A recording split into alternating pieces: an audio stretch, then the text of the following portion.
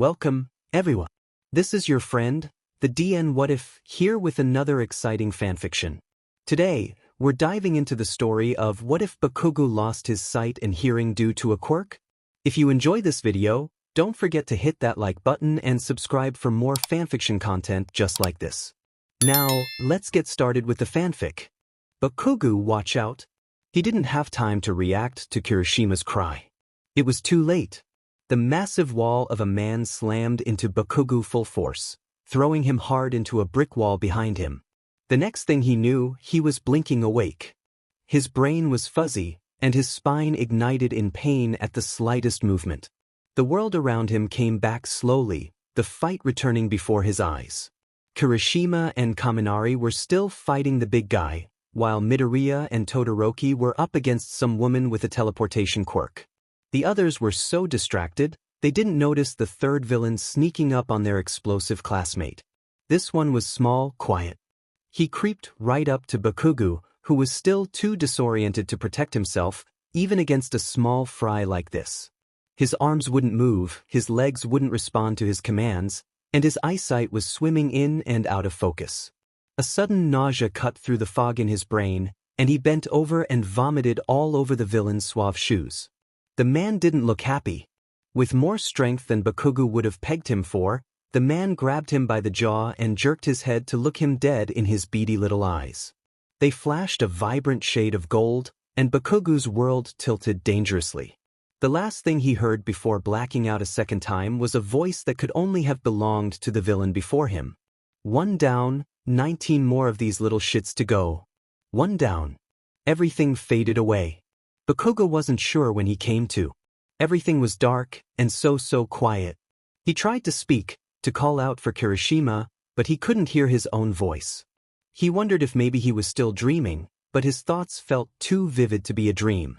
He slapped himself across the face. Definitely not a dream. Suddenly, Bakugou could feel hands on his arms. They were holding him down. They were fucking everywhere. That handsy bastard. Kamino Ward. The League of Villains. It all came crashing back, and suddenly it was hard to breathe. The hands only held tighter as he fought against them, desperate for escape. "Get off of me," he cried, but he couldn't hear his own voice. "Fuck off. Kirishima." Suddenly the hands were retreating, and Bakugou stopped his pathetic scrambling.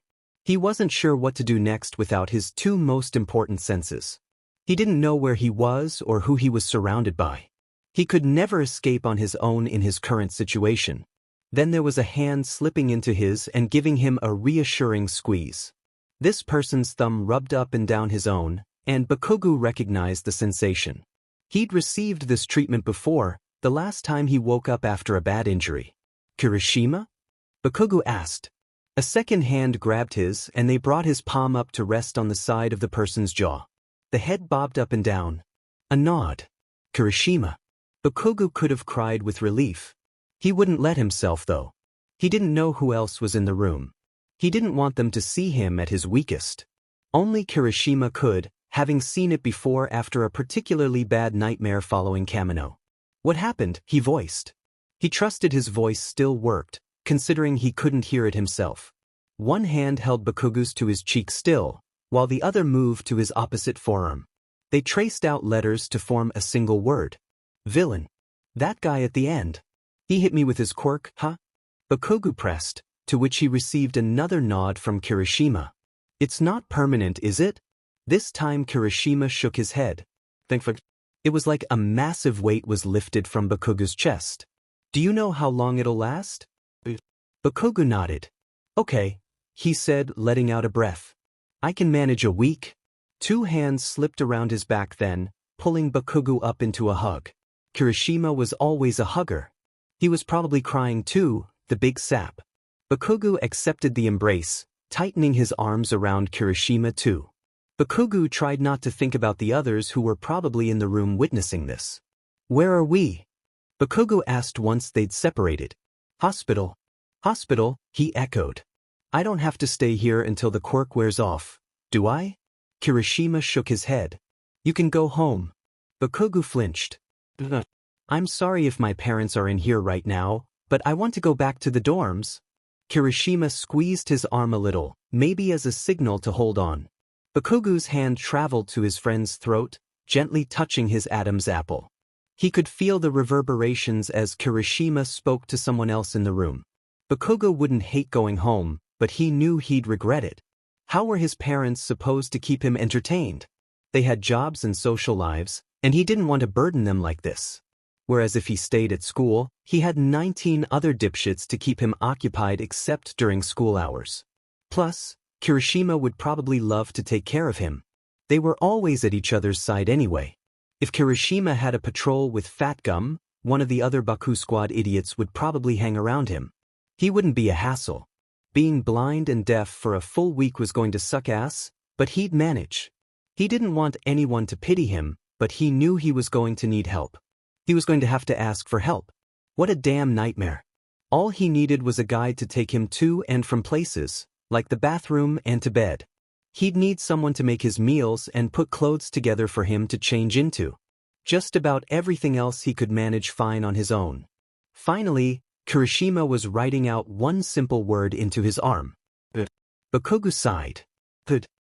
Thank you. There was a firm pat on his shoulder, then Kirishima was tracing into his arm again. Check up then we leave. Bakugou nodded. He'd have to thank Kirishima after this quirk was all over. He didn't say it enough to him. The rest of the losers in their class didn't deserve it, but Kirishima did.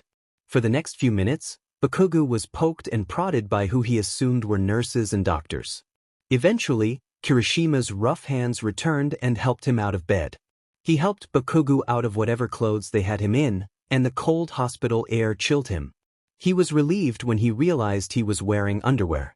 He and Kirishima had changed together plenty of times before, but having Kirishima help him change was different. He hoped he wasn't blushing. Kirishima would tap on one leg, and Bakugou would lift it so his friend could tug on one pant leg. He tapped the other leg, then pulled the pants up to Bakugou's waist. Bakugou could feel him buttoning the jeans for him, and it took longer than it would have taken Bakugou to do it himself. He was definitely blushing now. Kirishima had Bakugou raise his arms while he pulled a t-shirt over his head. Next, he helped the blonde into a sweatshirt, which he was thankful for. He didn't like being cold, and this hospital was absolutely freezing. Kirishima lastly helped him into some shoes, lacing them up for him too. Bakugou patted Kirishima on the head while he was still knelt in front of him. A silent thank you. Kirishima looped arms with him and guided him through the hospital. Bakugou knew once they were outside because the wind was biting. Kirishima helped Bakugou into a car and started to buckle him in before the blonde swatted him away. He wasn't totally helpless. The drive was nauseating. Without anything to focus on but every bump in the road and a turn here and there, he was starting to feel sick. He must have been looking a little green because Bakugou felt a hand touch his forehead, surely Kirishima worrying over him. It was a pretty short drive, maybe a few minutes at most. Bakugou unbuckled his own seatbelt and waited for Kirishima to tug him out of the vehicle before attempting to get out on his own. With his luck today, he'd walk right into traffic. Kirishima's arm looped with his again, and they started forward up a small hill. Eventually they reached a flight of stairs, and Bakugou stumbled his way up. They must have entered a building, probably the dorms, and he could tell because it was a lot warmer here. They walked a short ways farther before Bakugou was gently shoved onto a couch. He sat quietly and waited for whatever was to come next. He felt self-conscious being left in the open like that, totally unaware if anyone was around him. He missed Kirishima's presence at his side. Just having him there made Bakugou feel safer. After what felt like a few minutes, Bakugou was getting antsy. He didn't like the feeling of being watched, assumingly surrounded by some of his shitty classmates if his hunch was right and they were back in the Class 1A dorms. He was probably sitting in the common room right now. When he couldn't take it anymore, he asked, "Kirishima?" Nothing. No touch from his friend came. He pulled his knees to his chest, curling inward on himself.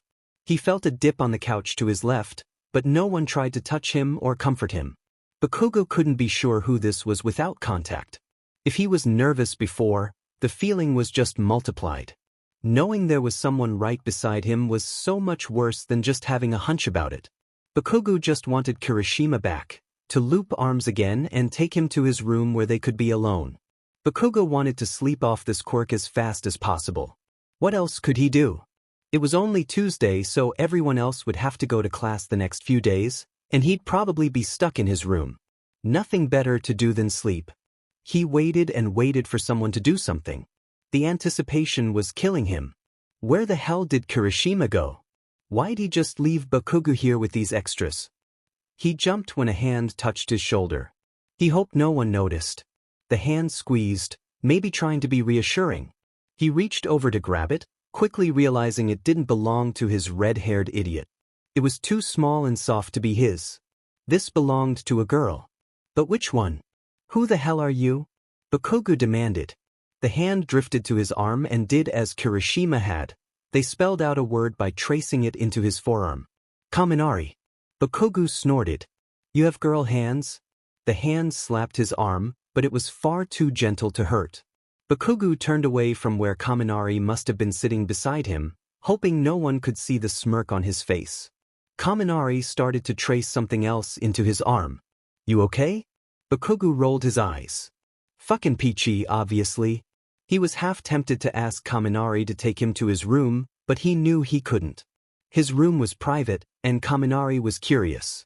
Knowing him, he'd probably drag the whole stupid Baku squad with to check it out, and Bakugou would never know. He was pissed at Kirishima for ditching him, but he'd sit there and fucking wait. Kirishima better have a good excuse for this. Where's shitty hair? Bakugou finally demanded aloud. There was a double tap on his other shoulder. He wasn't sure what it meant. Kirishima? Someone helped Bakugou to stand up and guided his hands to someone else's shoulders, as if he were about to dance with the fucker. Bakugou couldn't help but notice the muscles under his fingers. This had to be the big red idiot. Kirishima? He moved his right hand up to the side of this person's head, placing it against their jaw and ear. They nodded. Where the hell have you been? Cooking.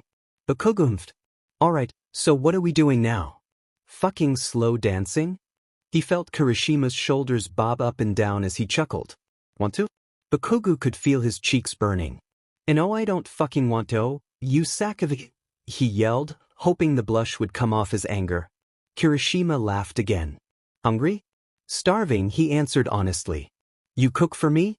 He nodded, then wrapped an arm around Bakugou's waist and guided him away from the couch. Kirishima sat him down at the table, then placed a pair of chopsticks in Bakugou's hand. Teriyaki chicken rice vegetables.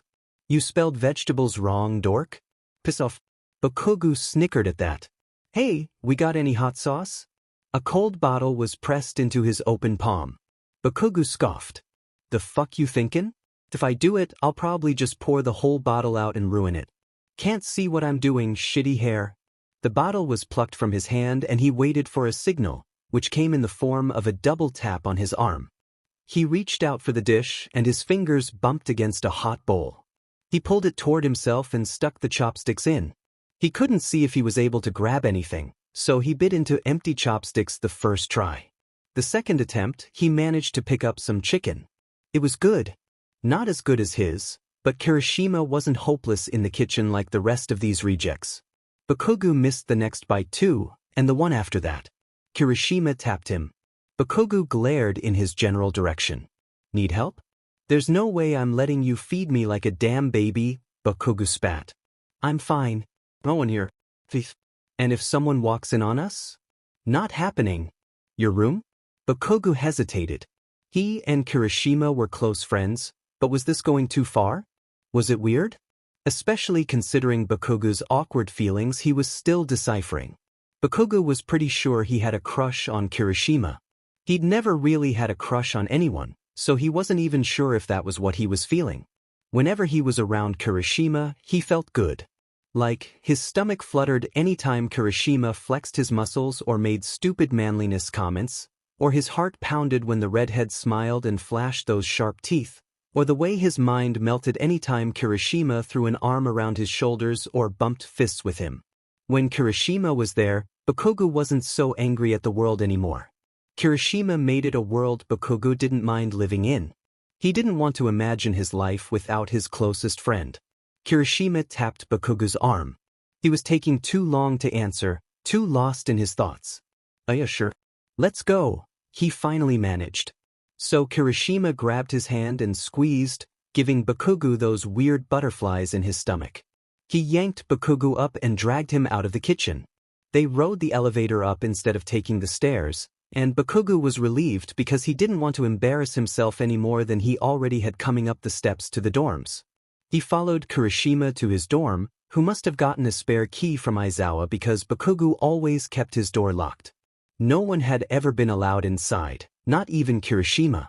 He hoped his room was clean, but he couldn't remember if he'd straightened up or not. He definitely didn't make his bed this morning, having been in too much of a rush to get to class on time after his alarm clock didn't go off. Kirishima led him over to his bed and they sat beside each other, knees pressed together. It wasn't until now that it dawned on Bakugou what he'd signed up for. But he couldn't say no now, could he? It was too late. He'd look stupid, all this back and forth. He'd have to endure. A finger tapped on Bakugou's jaw. He could feel the heat rising on his cheeks, and there was no way Kirishima didn't notice the blush.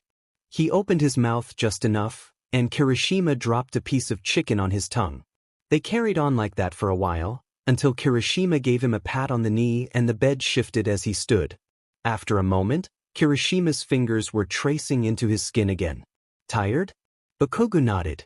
I need to shower first. I can do that on my own, before you get any bright ideas. Just grab me some clothes? Kirishima took him to the communal baths and didn't let him go until they reached the showers.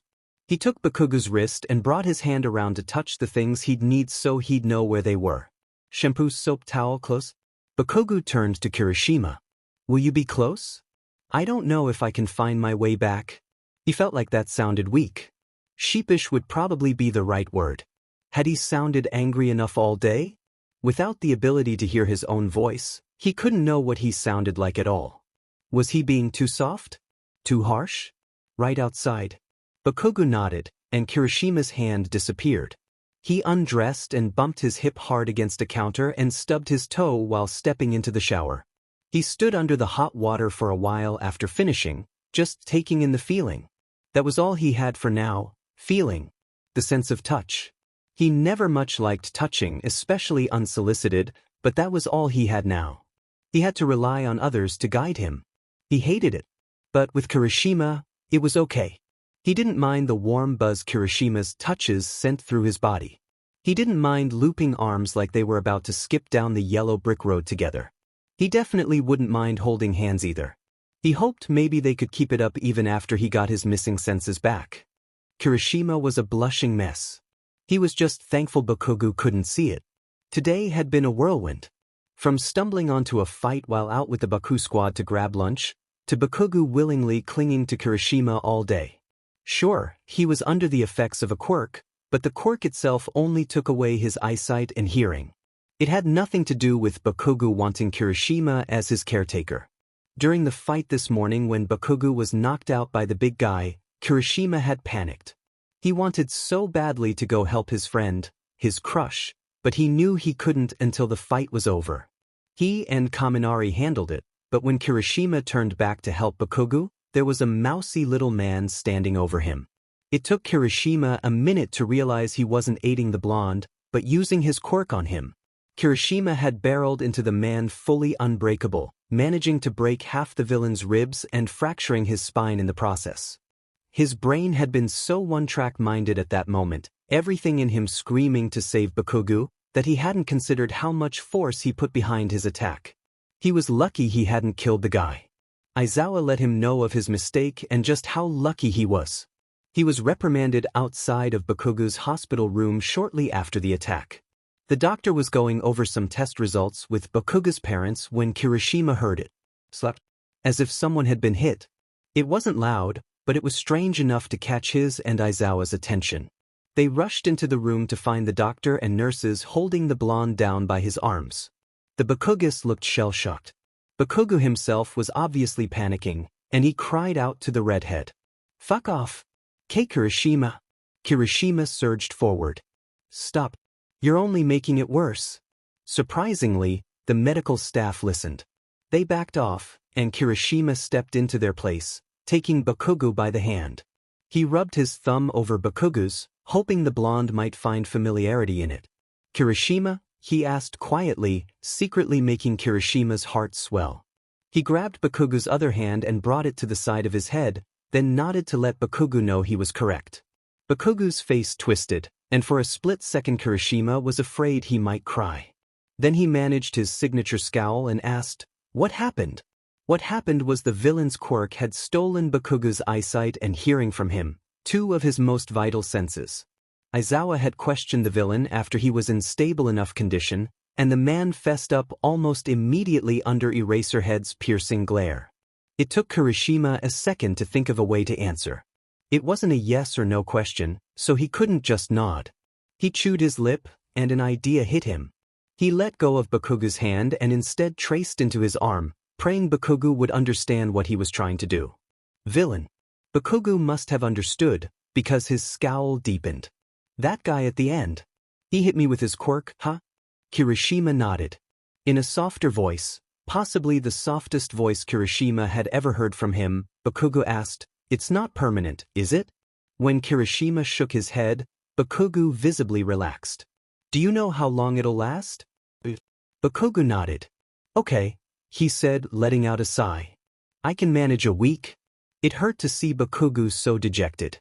His bottom lip stuck out in an adorable pout that Kirishima just wanted to kiss so badly. He wasn't going to take advantage of Bakugou in his current state, not to mention how many people were in the room with them. He opted to pull Bakugou into a hug. "It's okay," he hoped the gesture conveyed. "I'm here for you." Bakugou tensed for a moment, but Kirishima was surprised when he accepted the hug. Bakugou wasn't an affectionate kind of guy. He usually detested it. Maybe he needed this embrace as much as Kirishima did. When they pulled apart, Bakugou's mom was giving the two a sad sort of smile. It was her husband who spoke, in a gentle tone Bakugou could never manage. "Thank you, Kirishima, for always being there for our son." He gave them a nod, but before he could reply Bakugou was speaking again. "Where are we?" "Hospital." "Hospital," he said, cringing. "I don't have to stay here until the quirk wears off, do I?" "He can leave after he's discharged," the doctor spoke up. "I have no more tests to run." So Kirishima shook his head. "You can go home." Bakugou flinched at this. "I'm sorry if my parents are in here right now, but I want to go back to the dorms." Bakugou's mom scoffed, but she didn't look all that offended. If anything, she actually looked a bit like she expected this. "Damn brat," she grumbled in a very Bakugou sort of way. Kirishima gave Bakugou's arm a squeeze to convey hold on. Kirishima turned to Aizawa, who conveyed as little emotion as ever. He shrugged to Kirishima, then his tired eyes looked to the Bakugis. "If you'll allow it, I think this would be a good trust-building exercise for not only Bakugou but the whole class. The students of 1A are dependable in a time of need, and I'm sure they'll make sure Bakugou gets the assistance he needs with his limited abilities." Bakugou's mom nodded at this. "I'm fine with this arrangement. Being a hero is all Katsuki's ever wanted. Trusting was never his strong suit, so hopefully this can help the brat to open up to others a little. You'll take good care of our son, I'm sure, Kirishima," said Bakugou's dad. "So long as you're willing?" "Oh, of course," he answered quickly. "I'll do everything I can to make sure he's comfortable. He's stubborn, but I can manage him." Aizawa continued to discuss the plan for the week ahead with Bakugou's parents, but Kirishima didn't hear most of it. He was distracted by Bakugou's hand having traveled up to Kirishima's neck. It caught Kirishima by surprise and he almost yelped until he realized what Bakugou was trying to do. His fingers were feather-light against Kirishima's throat. "Bakugou, what are you?" he started, but faltered when the blonde's eyebrows knit. He was feeling the reverberations when Kirishima spoke. He couldn't hear what Kirishima was saying, couldn't even read his lips, so touch was his only means of communication. Kirishima supposed this was the only way he could be any part of a conversation. He smiled sadly. Poor Bakugou. This had to be a total nightmare for him, the guy who absolutely hated to get help from anyone. Hated being pitted more than anything. But he was going to have to put away his pride and accept help if he wanted to get through this. "It has to be you." Once again, like many times before, Midoriya's words rang through Kirishima's head. That one sentence meant so much to him. Kirishima was the one Bakugou saw as an equal. Kirishima was the one Bakugou would allow within all those walls he'd spent his life building up. Kirishima was the one Bakugou considered his best friend. What an honor it was to have gotten to know Bakugou Katsuki on a level no one else has reached. This was territory no one had dared venture before him. He was the first, and he'd keep striving to break down those walls. He'd chip away at them for the rest of his life, gladly. Kirishima, Aizawa said, pulling him from his thoughts. We'll be leaving soon. The doctor will give him one final look over, then we can head back to UA. Kirishima nodded to his teacher, then turned to the Bakugas before they could head for the exit. I'll take good care of your son. I promise. Both parents smiled kindly at him. It was Bakugou's mom who spoke for them. Thank you, Kirishima. We know you will. Katsuki talks highly of you. And with that, they left. Katsuki talks highly of you. With a shaking hand that he prayed Bakugou couldn't detect, he wrote out a single word on the blonde's arm. Bakugou let out a breath, his shoulders relaxing. Good. Then more quietly, thank you. Kirishima smiled brightly at him, despite his disability to witness it. He clapped Bakugou on the shoulder and continued writing. Check up then we leave. Bakugou nodded. The doctor went to work checking him out and, after only a couple minutes, said he was good to go. Kirishima helped him up and grabbed the clothes he'd been wearing before. Before he even really thought about it, he was helping Bakugou out of his hospital garments. He pulled the blonde's shirt up over his head and moved on to the pants. Somehow, miraculously, Bakugou didn't protest. He shivered from his shoulders, but Kirishima assumed that was just from the cold air blowing from a vent above them. After Kirishima had Bakugou's pants removed, he thanked any omnipotent being who could hear him that his crush was wearing boxers. Sure, he'd seen Bakugou naked before. It's not like the guy was shy in the bathhouses or communal showers, but this would have been too much for Kirishima to handle. His heart felt like it was about to beat out of his chest as it was. Kirishima tapped on Bakugou's left leg first, who lifted his leg enough for Kirishima to tug on the distressed black jeans he'd been wearing on their group date to lunch. He tapped Bakugou's other leg, and he pulled the pants up to the blonde's waist with ease and no reluctance other than Bakugou's pouting lip. He's embarrassed, Kirishima realized. This was only proven when Bakugou's cheeks turned pink as Kirishima fumbled to get his shaking hands under control enough to button the pants. He quickly pulled Bakugou's white t-shirt over his head. He eyed the goosebumps on the blonde's arms, knowing Bakugou hated being cold. So Kirishima pulled his own sweatshirt off and draped it over Bakugou, who seemed to melt into it. Bakugou was all lean muscle where Kirishima was broad shoulders, so the red sweatshirt was unsurprisingly baggy on him.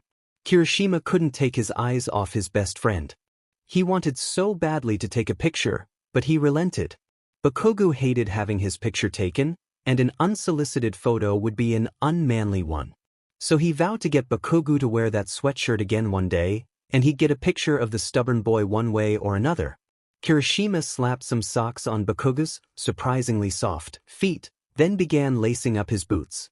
Once he was just looping the second lace, Bakugou placed a gentle hand atop Kirishima's spiky-haired head and patted him a bit like a dog. Kirishima couldn't help but smile. Was this a sort of silent thank you? You're welcome. They finally took off for UA where the rest of the Baku squad was surely waiting for them. Probably worried sick over Bakugou too. He wasn't weak by any means, so to have him knocked out of a fight was terrifying for all of them. He started to look a little sick on the drive, and Kirishima tried to remember if Bakugou had ever mentioned getting carsick before. He pressed a hand to Bakugou's forehead, but he didn't feel warm. Good thing the drive was so short. Bakugou managed to get to school without incident. Kirishima led him across campus until they reached their dorms, and only then did Aizawa peel away, leaving Bakugou solely in Kirishima's care. He had to remind himself that this was Bakugou, his best friend. He could do this. Bakugou had basically requested he do this, and Kirishima wasn't about to let him down if he could help it. So they made their way up the front steps to the dorms, Bakugou stumbling a bit but Kirishima there to balance him out. Once they were through the front doors, the whole class was there to greet them. Blasty! Ashido squealed upon seeing them. She jumped up and down, a grin plastered on her face. You're okay? Kakin, Midoriya greeted, standing along with the rest of his own squad. What happened? What was the villain's quirk? Did he get you? He can't hear you guys, Kirishima explained, leading Bakugou to one of the open couches in the common room. The villain's quirk took away his sight and hearing. Gasps erupted from a few of the students, one of which included Ida. That's terrible news, Kirishima. Did you find out how long it will last? A week, he answered. Until then, he's going to be stuck relying on us to help him out. The room deflated a little at this. It was Yamamo who spoke up on everyone's behalf. Well, we'll do all we can to make sure he's as comfortable as possible. Mineta, the little asshole he was, scoffed. No way am I taking care of him like a baby. He wouldn't do the same for me, so count me out. Just last week, he tried to give me a swirly. Because you were peeping on the girls' locker rooms again. Jiraiya shot back. He was actually being a nice guy by giving you what you deserved. Remember that time he locked Monoma in a porta-potty overnight? Hagakure asked from the couch adjacent to Bakugou's. He did that because Monoma made fun of Aoyama's quirk? Aoyama agreed, looking down in shame. He stuck up for me when I couldn't stick up for myself. He told off some disgusting reporters who were bothering me about my hero costume, Yamamo added. He wouldn't admit it. Koda spoke up quietly from the back of the group, but he bought me some carrots for Yuai-chun, my bunny, when a bunch of us went to the grocery store and I forgot my wallet. A few students all edit that. Siro folded his arms, a smile spreading across his face. He might be a total jackass sometimes, like all the time, but even Bakugou has a heart, right? Midoriya agreed. Kaken would help us if we needed it, in his own Kaken sort of way. Ida stood tall, chopping a hand through the air. I say we do everything in our power to help Bakugou in such a difficult time. Yeah, just about the whole class cheered in unison. Kirishima thanked everyone for their cooperation and willingness to help out, but right now it was getting late, at least by Bakugou standards, and he was just going to whip up a quick meal and get Bakugou settled in. So everyone headed in their own directions, with the exception of the Baku squad sticking around while Kirishima cooked. Ashido helped with the cooking while the other boys stuck beside Bakugou in the common room after Kirishima explained how to communicate to the hothead if needed. In the kitchen, Kirishima chewed on his lip as the silence between him and his pink friend stretched too long. He knew Ashido had something on her mind, and she was just trying to find the words to say it. He opened his mouth to ask about it when the quiet became too unbearable, but Ashido finally spoke at that same moment. I know you have a crush on him. The words burst from her mouth like a dam. She was never good at keeping secrets, and however long she'd known this, it was probably killing her keeping it in. She was always the oblivious type, but she could be observant when she wanted to be, and she knew how to read Kirishima like an open book. He could feel the blush climb up his face until he was probably as red as his hair. Curse him for wearing his heart on his sleeves. Was his crush so obvious to everyone? Did the whole class know? Did Bakugou know? Your blush confirms it, she said, a smirk crossing her face. I mean, I knew, but now I know. Kirishima was about to explain himself, but his chicken was smoking. He quickly fumbled to get the pan off the stove, letting out a few choice curses Bakugou would be proud of. Ashido giggled. It's all right, you big dummy. I totally support it, and I expect to be your best man at the wedding. Kirishima opened his mouth, shut it when he didn't have a response, then opened it again when he did. Would you be a maid of honor? Or would you be a best man because I'd be a groom? Did you look that up on the internet? She rolled her eyes, pulling the rice out of the cooker as the timer went off. Doesn't matter yet. I'm just saying. He looks really cute in your sweatshirt. You guys aren't already dating, are you? What? No. He stuttered, horrified by the question and so thankful Bakugou couldn't overhear this conversation. I mean, sure, I do have a massive crush on him, but he's my friend. I'm just trying to look out for him. Ashido gave him a knowing smile. You're not subtle, die. When you crush hard. I remember Kyoko in middle school. He blinked at her. I didn't tell anyone about that. Ashido rolled her eyes. She was my friend. I noticed the way you looked at her. The same way you look at Bakugou. He didn't know how to respond. She was right about Kyoko, but that infatuation didn't last long. He got over her pretty quickly when he started focusing on his training to become a hero. His focus had been on getting into UA, and he forgot all about his little crush. She'd even asked him out after he managed a spot in Class 1A. But he declined. He'd realized he wasn't into coffee brown eyes and soft hips and angelic voices. He was into lean muscles and narrow hips and crimson eyes after spotting a certain blonde-haired future hero at the entrance exams, making quite a show of blowing up every robot in reach. "So, what are you?" Ashido asked, derailing his train of thoughts. "What am I?" She shrugged. "Sexually. Are you gay now?" Oh, he breathed out. He considered this. "I guess I never really thought of labeling it. I mean, I've only ever had the two crushes, so I'm not sure. I think I'm gay? I still think some girls are cute, but I'm not sure if I want to, kiss them." At this, Ashido nodded. "I get it. I'm bi.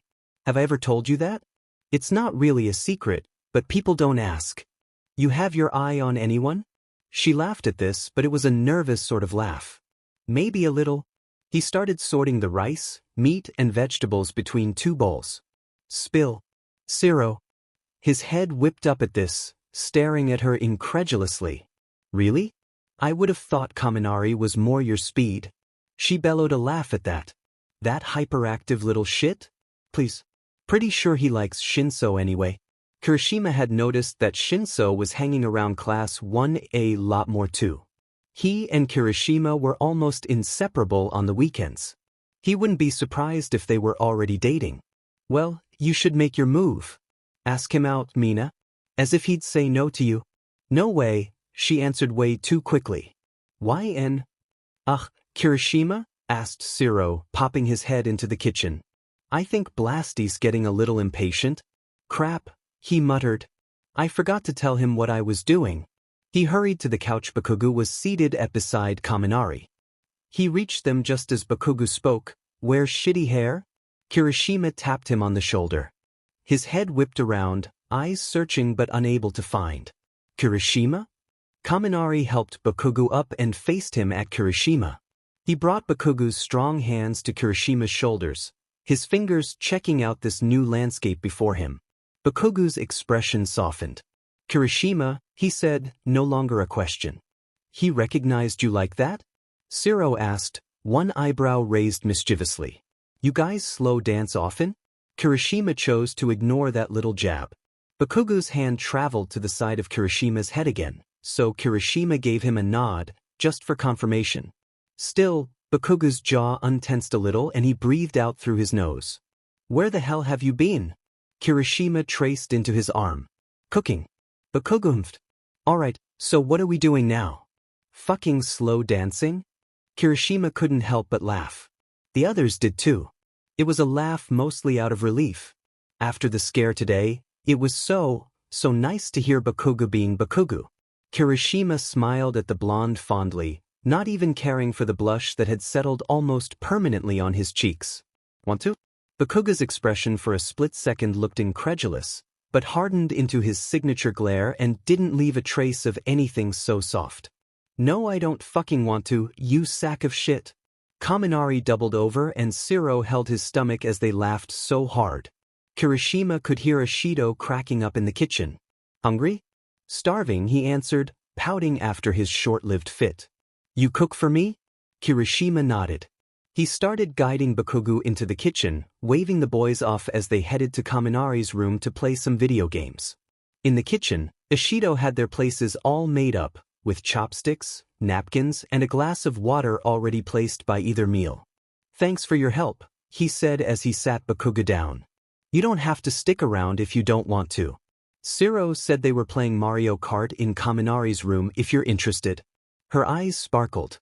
"Oh man, I'll absolutely dominate those boys." And surely she would. She was a seasoned veteran at that game, even giving Bakugou a run for his money. As she took off to join the others, Kirishima turned his focus to the boy before him. He traced into his arm once again. "Teriyaki chicken rice vegetables." "You spelled vegetables wrong, dork." "Piss off." It made Kirishima's heart flutter, seeing Bakugou snicker at that. "Hey, we got any hot sauce?" Kirishima had anticipated this. He grabbed the bottle off the counter and dropped it in Bakugou's empty palm. Bakugou scoffed. The fuck you thinkin'? If I do it, I'll probably just pour the whole bottle out and ruin it. Can't see what I'm doing, shitty hair. Kirishima chuckled. He was right, of course. So Kirishima made short work of pouring it himself, first adding as much as he himself could handle and then doubling it for Bakugou's standards. He double-tapped the blonde's arm, who took that as the all-clear and set to work. He felt around for the bowl, then the chopsticks beside it. With the first attempt, he wasn't able to grab anything out of the bowl and bit down on empty chopsticks.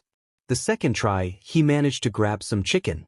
Kirishima hated seeing Bakugou like this, obviously frustrated with his lack of ability to do even the simplest things. He watched as Bakugou missed another bite, and another after that, before he had to do something about it. He gave Bakugou a tap, who scowled back at him. Need help? There's no way I'm letting you feed me like a damn baby, Bakugou spat. I'm fine. No one here. Thief. And if someone walks in on us?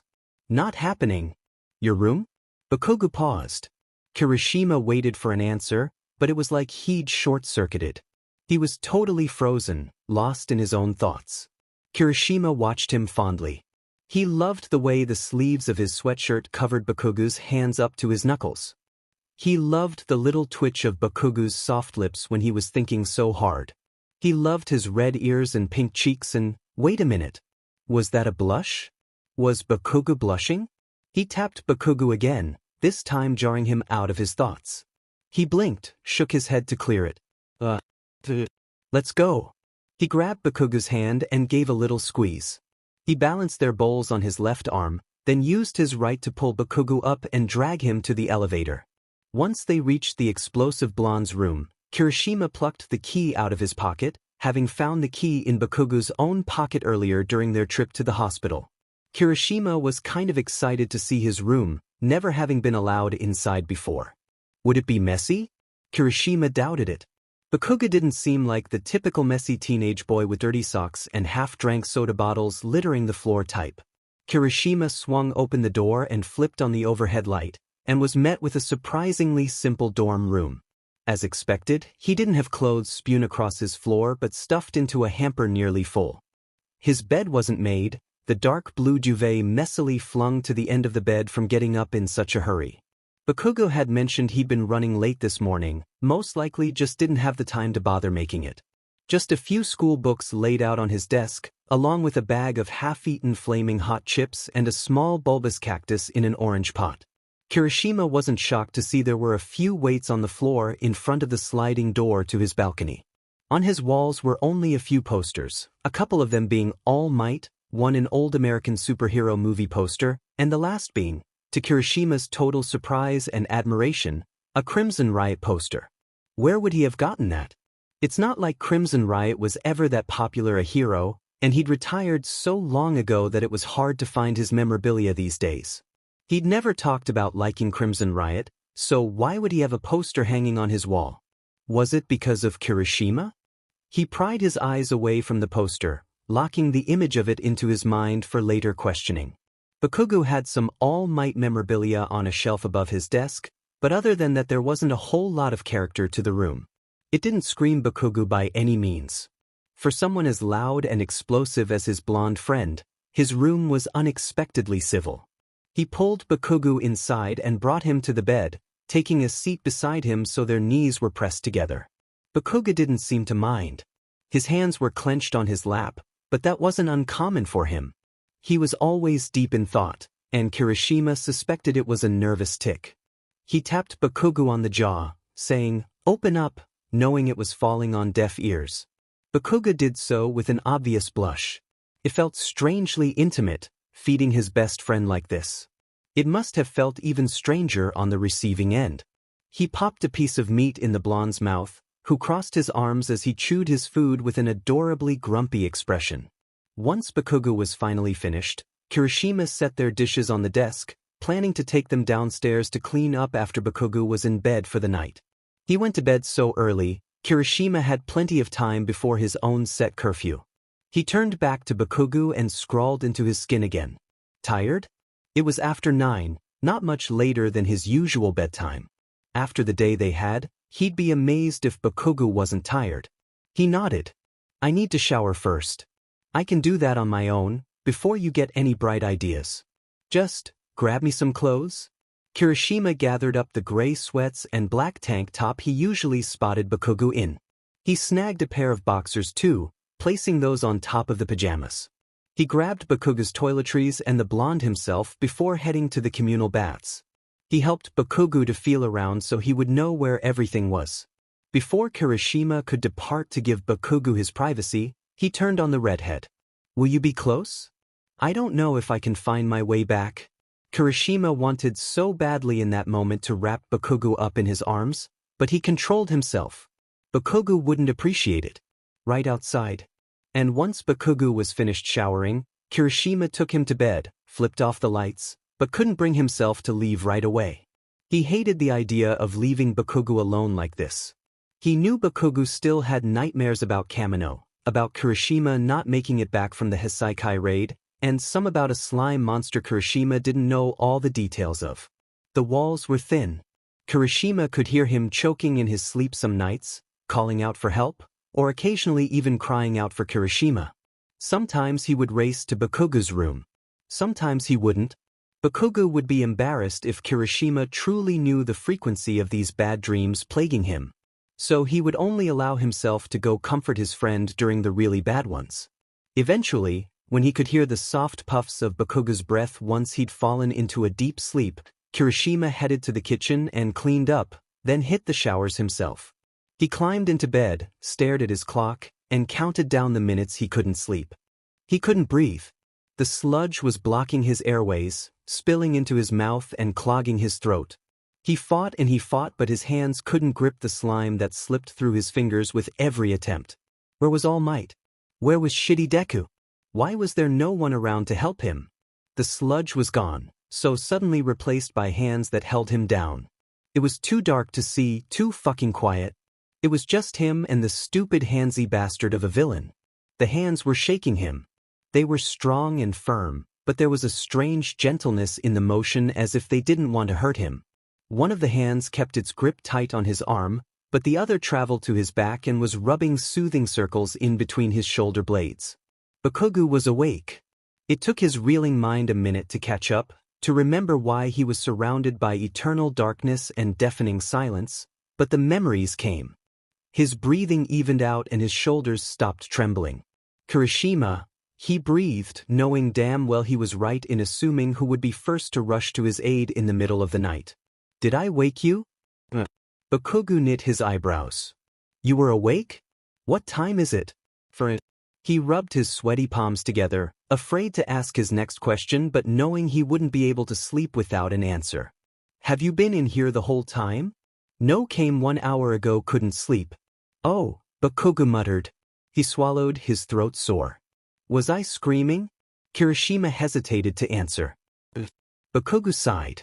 Kirishima started up rubbing his back again, but embarrassment made his chest tight and superheated his ears. He hoped it was dark enough that Kirishima couldn't see. I don't think I can sleep after that. Do you want to take my bed? You should get a couple more hours before class. The bed shifted and Bakugou felt Kirishima settle in next to him. He felt the redhead yank on his sleeve, trying to get Bakugou to lie down with him. The blonde stiffened, but he did as Kirishima wanted. Kirishima pulled the covers over them before draping an arm over Bakugou's waist. Bakugou forgot to breathe. He felt like his brain was about to implode. He hoped Kirishima couldn't feel how fast his heart was beating. When he offered his bed to Kirishima, this wasn't what he had in mind. This was so much fucking better. After a while, Kirishima's breathing slowed to soft puffs that gently brushed Bakugou's ear. He didn't want to leave him, but he didn't want to wake him either, so Bakugou opted to climb out of bed as carefully as he could. His throat was killing him and he just needed a glass of water. He'd gotten out of bed in the late night plenty of times to know his way to the kitchen in the dark. He'd be fine. He pictured the route in his mind and started toward the door. He found it just fine and slipped out, hopefully without waking Kirishima. Once he was in the hallway, he turned in the direction of the elevator and held his arms out in front of him to keep from walking right into it. He felt around the wall for the buttons, pressing the one on the bottom to head down. He couldn't hear the ding. when the lift reached him, so he pressed his hand to the door and waited until it slid open for him. He felt around for the buttons, brushing his fingers over them and quickly realizing he wasn't sure which one led to the kitchen. It was the bottom one, right? The ground floor was always the one on the bottom, unless there was a basement level. They didn't have a basement, did they? He pressed the button, sure he was doubting himself for nothing. He felt the movement of the elevator as he descended and it soon came to a stop. He exited and moved forward, arms outstretched once again. He skimmed along a wall, which he was aware should end and open up to the common area. The kitchen should be just beyond that. His hands hit another wall in front of him. That wasn't right. He felt around and his fingers met a cold window. Okay, so this didn't go as planned. He spun on his heels and headed back for the elevator, only he couldn't find it. What the hell? Elevators don't just disappear.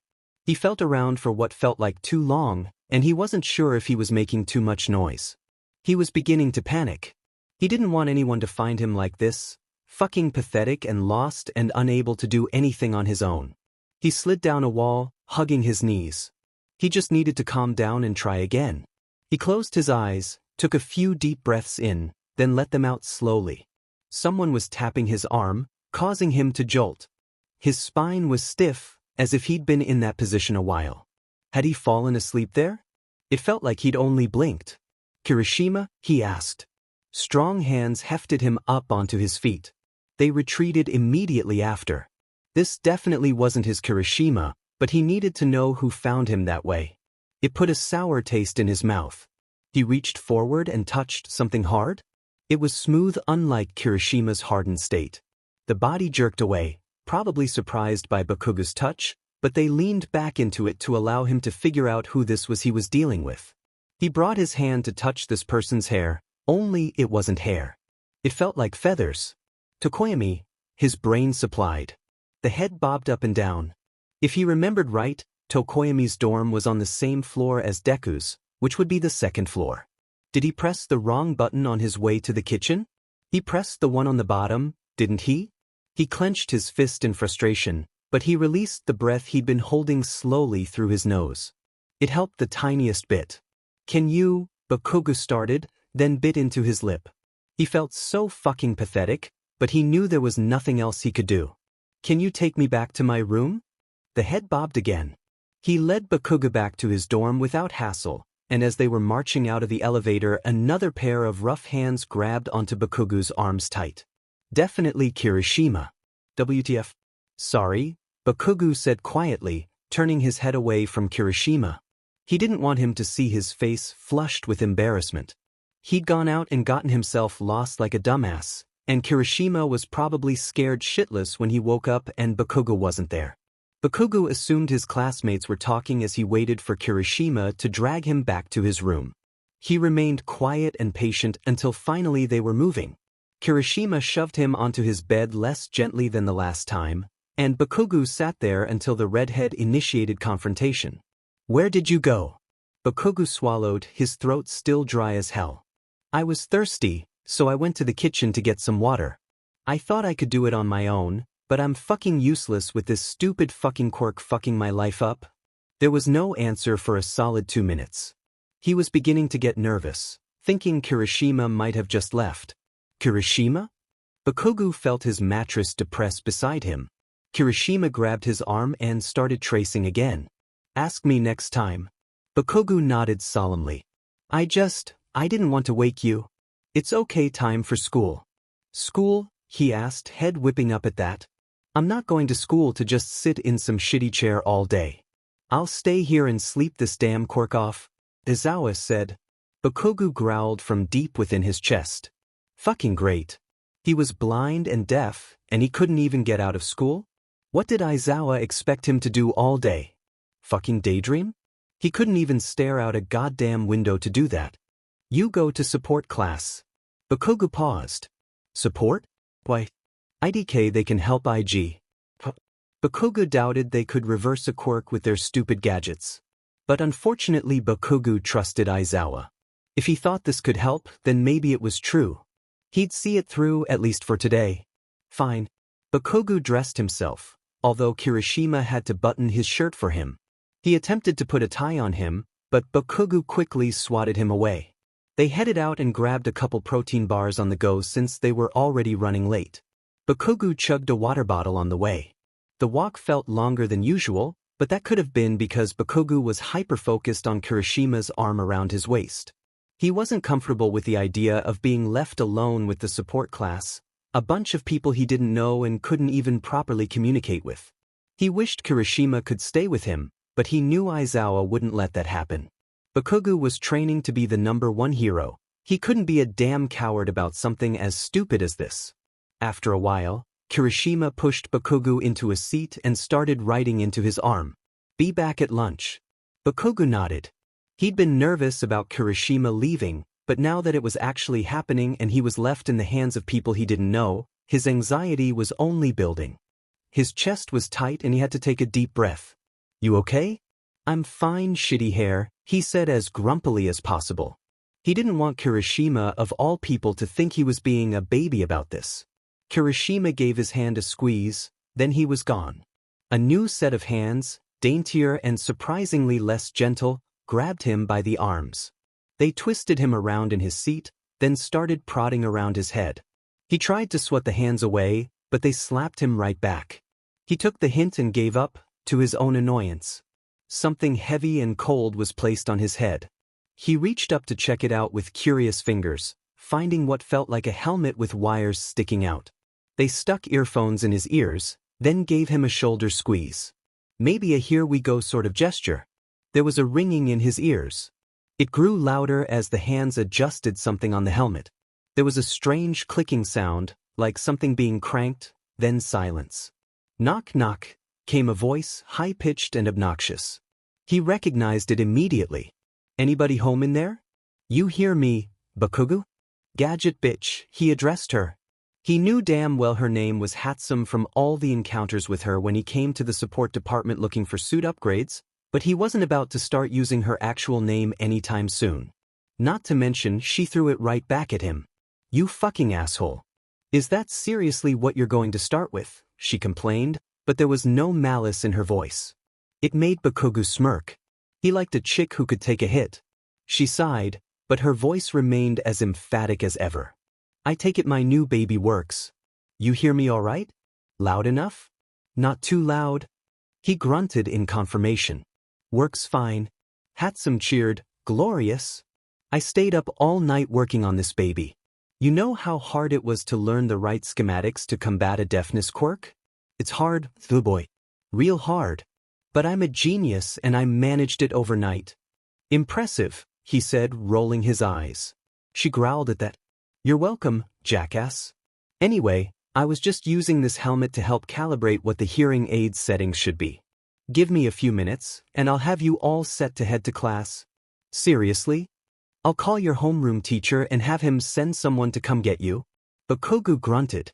"Should have just had shitty hair wait with us if it was going to be this fast." "You call your boyfriend shitty hair? Seriously?" Bakugou choked. He tried to blow it off as a cough, but he doubted it worked. "That red-haired loser is not my boyfriend."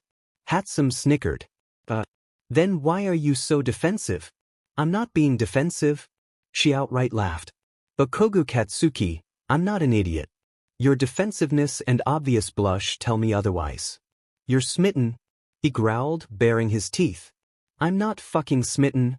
He spat the words like vile. "I don't do that shit. I don't fucking crush." She sighed dramatically but didn't press the subject further. Bakugou was thankful for that. He didn't need his secret getting out. He had a feeling Hatsum wasn't the type to keep gossip to herself, although he was pretty sure the receiving end of this gossip was just Hurt's babies. She called Aizawa, who sent Kirishima right back to get Bakugou. It only took a couple minutes for Hatsum to finish calibrating his new hearing aids and fit them to his head. By the time she was finished, Kirishima was just arriving, albeit out of breath. "Did you run all the way here, idiot?" Bakugou chortled. Kirishima paused for a second. "Wait, so you really can hear me now?" He folded his arms, turning his head away from the sound of Kirishima's voice. Stupid question. You're smitten." The words suddenly protruded his mind, sending goosebumps up his arms. He felt the blush re-emerge on his cheeks. If Hatsum could notice it so easily, Kirishima must have too. Suddenly, someone jabbed Bakugou in the ribs. "Oi, fuck off," he hollered in their direction. "Bakugou, don't talk to a lady like that," Kirishima yelled back. "Piss off, shitty hair, she's no damn lady." He got a prompt kick to the shin. "Oh, what the fuck? Don't be an ass dude." "Well, what else am I supposed to do? Fucking thank her for causing bodily harm?"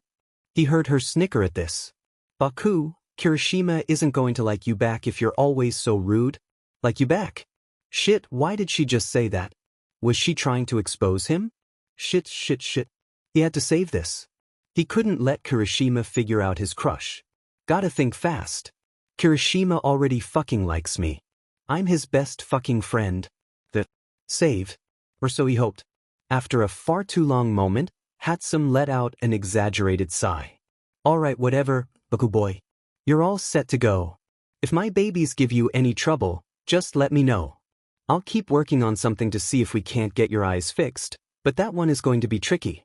Give me a little time and I'll give you a call when I'm ready." He nodded his thanks with a grunt. "See you later then, gadget bitch."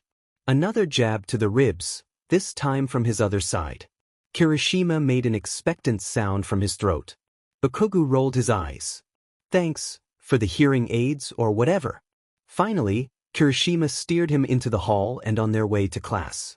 They were quiet for most of the walk up until they reached their homeroom, and suddenly Bakugou was filled with nerves. "You okay, man?" Kirishima asked, giving the arm he was latched to a squeeze. Fine, shitty hair." He ignored the ringing in his ears, pushed back his stupid nerves, and pulled the door to class open himself. He was fine. He was Bakugou Katsuki, the toughest guy at UA. Walking into class knowing every eye was about to land on him and without being able to see them shouldn't bother him. He should be fucking thankful for not having to look at their stupid faces all day. So he swallowed back the vile taste in his mouth, forced his mind away from the annoying ring in his ears, and threw open the door to class himself, marching in with Kirishima's reassuring grip on his arm. It would be fine.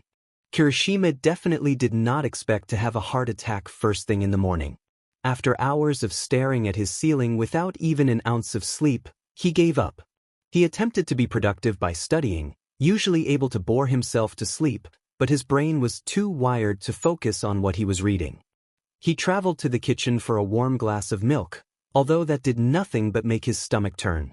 In a final attempt at sleep, he set his phone to play white noise, hoping the calming sounds of waves crashing and rain pattering against window panes might help. It did not. He finally gave up completely when he glanced at his clock. 3:22 a.m. He pulled himself out of bed and, against his better judgment, quietly made his way over to Bakugou's room. It's not like Bakugou would ever know. He'd just go make sure the blonde was sleeping well and hopefully have the peace of mind to get to sleep himself.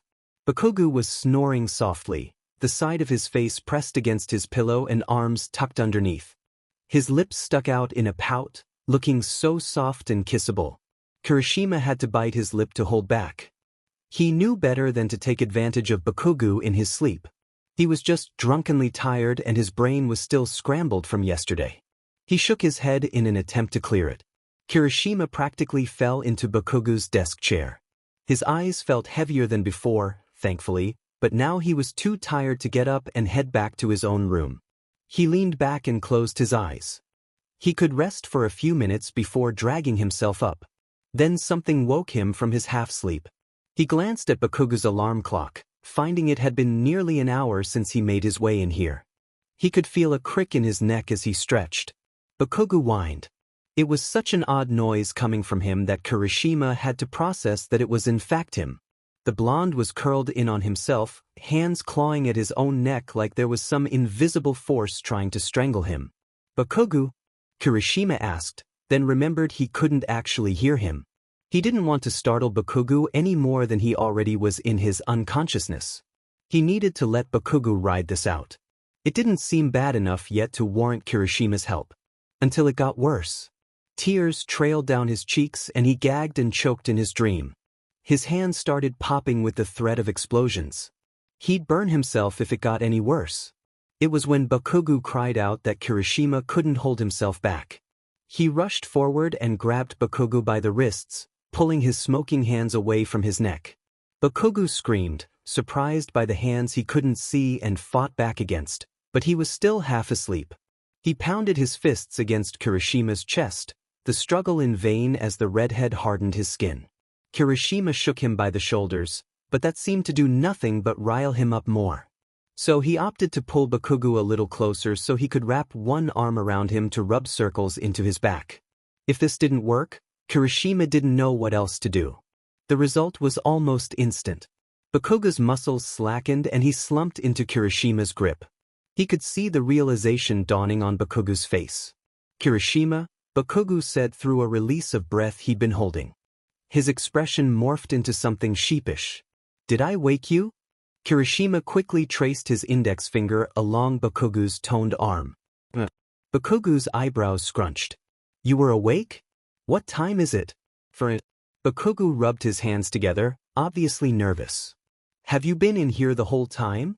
Kirishima wanted to lie and say no, that he'd only come in when he overheard Bakugou having a nightmare. But lying wasn't manly. "No, came 1 hour ago, couldn't sleep." "Oh." He swallowed. "Was I screaming?" Again, Kirishima wanted to lie but wouldn't do that. Bakugou sighed. Kirishima continued to rub his back, surprised Bakugou let him. He kept this up until Bakugou spoke. "I don't think I can sleep after that. Do you want to take my bed? You should get a couple more hours before class." Kirishima froze. Bakugou was inviting him into his bed. He understood that the blonde obviously was planning to get up, but Kirishima wasn't about to let him. This was an opportunity he wasn't going to squander. What's the worst that could happen? Bakugou gets mad and tries to blow him up, waking the whole dorm? Or Bakugou is disgusted by Kirishima and rejects him? Or Bakugou absolutely hates Kirishima and never wants to speak to him again? Well, seeing as Kirishima was already climbing around Bakugou and pulling the covers over them, it was a little late to back out now. And he wasn't about to let Bakugou escape so easily, so he draped an arm over the blonde's waist, essentially trapping him in the bed. Bakugou relaxed surprisingly quickly. Kirishima could tell he was still awake, but he wasn't complaining.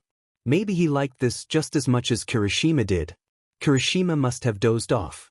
He doubted he'd ever slept so comfortably in his life. He blinked his eyes open, stretched his limbs, then remembered he wasn't in his own room but Bakugou's. And Bakugou wasn't there. Kirishima shot up. Bakugou wasn't in the room at all and the door was open a crack. Had someone come and found them in bed together? Did they take Bakugou? Did he wander out on his own? Kirishima had no way of knowing how long he'd been gone either. What if Bakugou couldn't find his way back? Did he sleepwalk? Why wouldn't he wake Kirishima up? Kirishima jumped out of bed and raced out into the hallway to start his search just as the elevator made a ding. And 2 teenagers stepped out. Tokoyami was leading Bakugou out by the elbow, nodding to Kirishima when he caught sight of the frantic redhead. "Thank God," Kirishima breathed out a sigh of relief. "Tokoyami, thank you for bringing him back." "It was no problem, Kirishima," Tokoyami said as he handed Bakugou over. Dark Shadow watched the exchange silently from over his shoulder. Kirishima grabbed Bakugou by both arms. The blonde looked fine, other than his bed head and dark circles under his eyes. He must have known it was Kirishima, because he didn't pull away from his hold right away. WTF? Bakugou turned away, his cheeks rosy. "Sorry," he said in a tone that Kirishima couldn't mistake. Bakugou was embarrassed. "What happened?" he asked Tokoyami, wanting to hear both sides to this story. "When I left my room for breakfast, I found him curled up on the 2nd floor. I presume he got himself lost and eventually fell asleep, because I had to wake him myself." Kirishima nodded. He understood the how Bakugou got lost but not the why. If Tokoyami found him, he must have been out on his own. What could he have possibly been doing? "I see," Kirishima said finally. He could taste copper having been chewing on his cheek, a nervous habit. "I appreciate it, man. I'd better get him ready for school. I'll see you in class." "You as well, Kirishima." They parted ways, and Kirishima dragged the blonde back into his own room. He might have been a little too forceful when he pushed Bakugou onto the bed, judging by his friend's surprised expression. Kirishima was still too mad to feel guilty about it. He looked at Bakugou's bedside clock. They didn't have much time, but he still had a few minutes to spare. He reached for Bakugou's arm and started to spell out the one thing he needed to know. "Where did you go?" Bakugou audibly swallowed. "I was thirsty, so I went to the kitchen to get some water.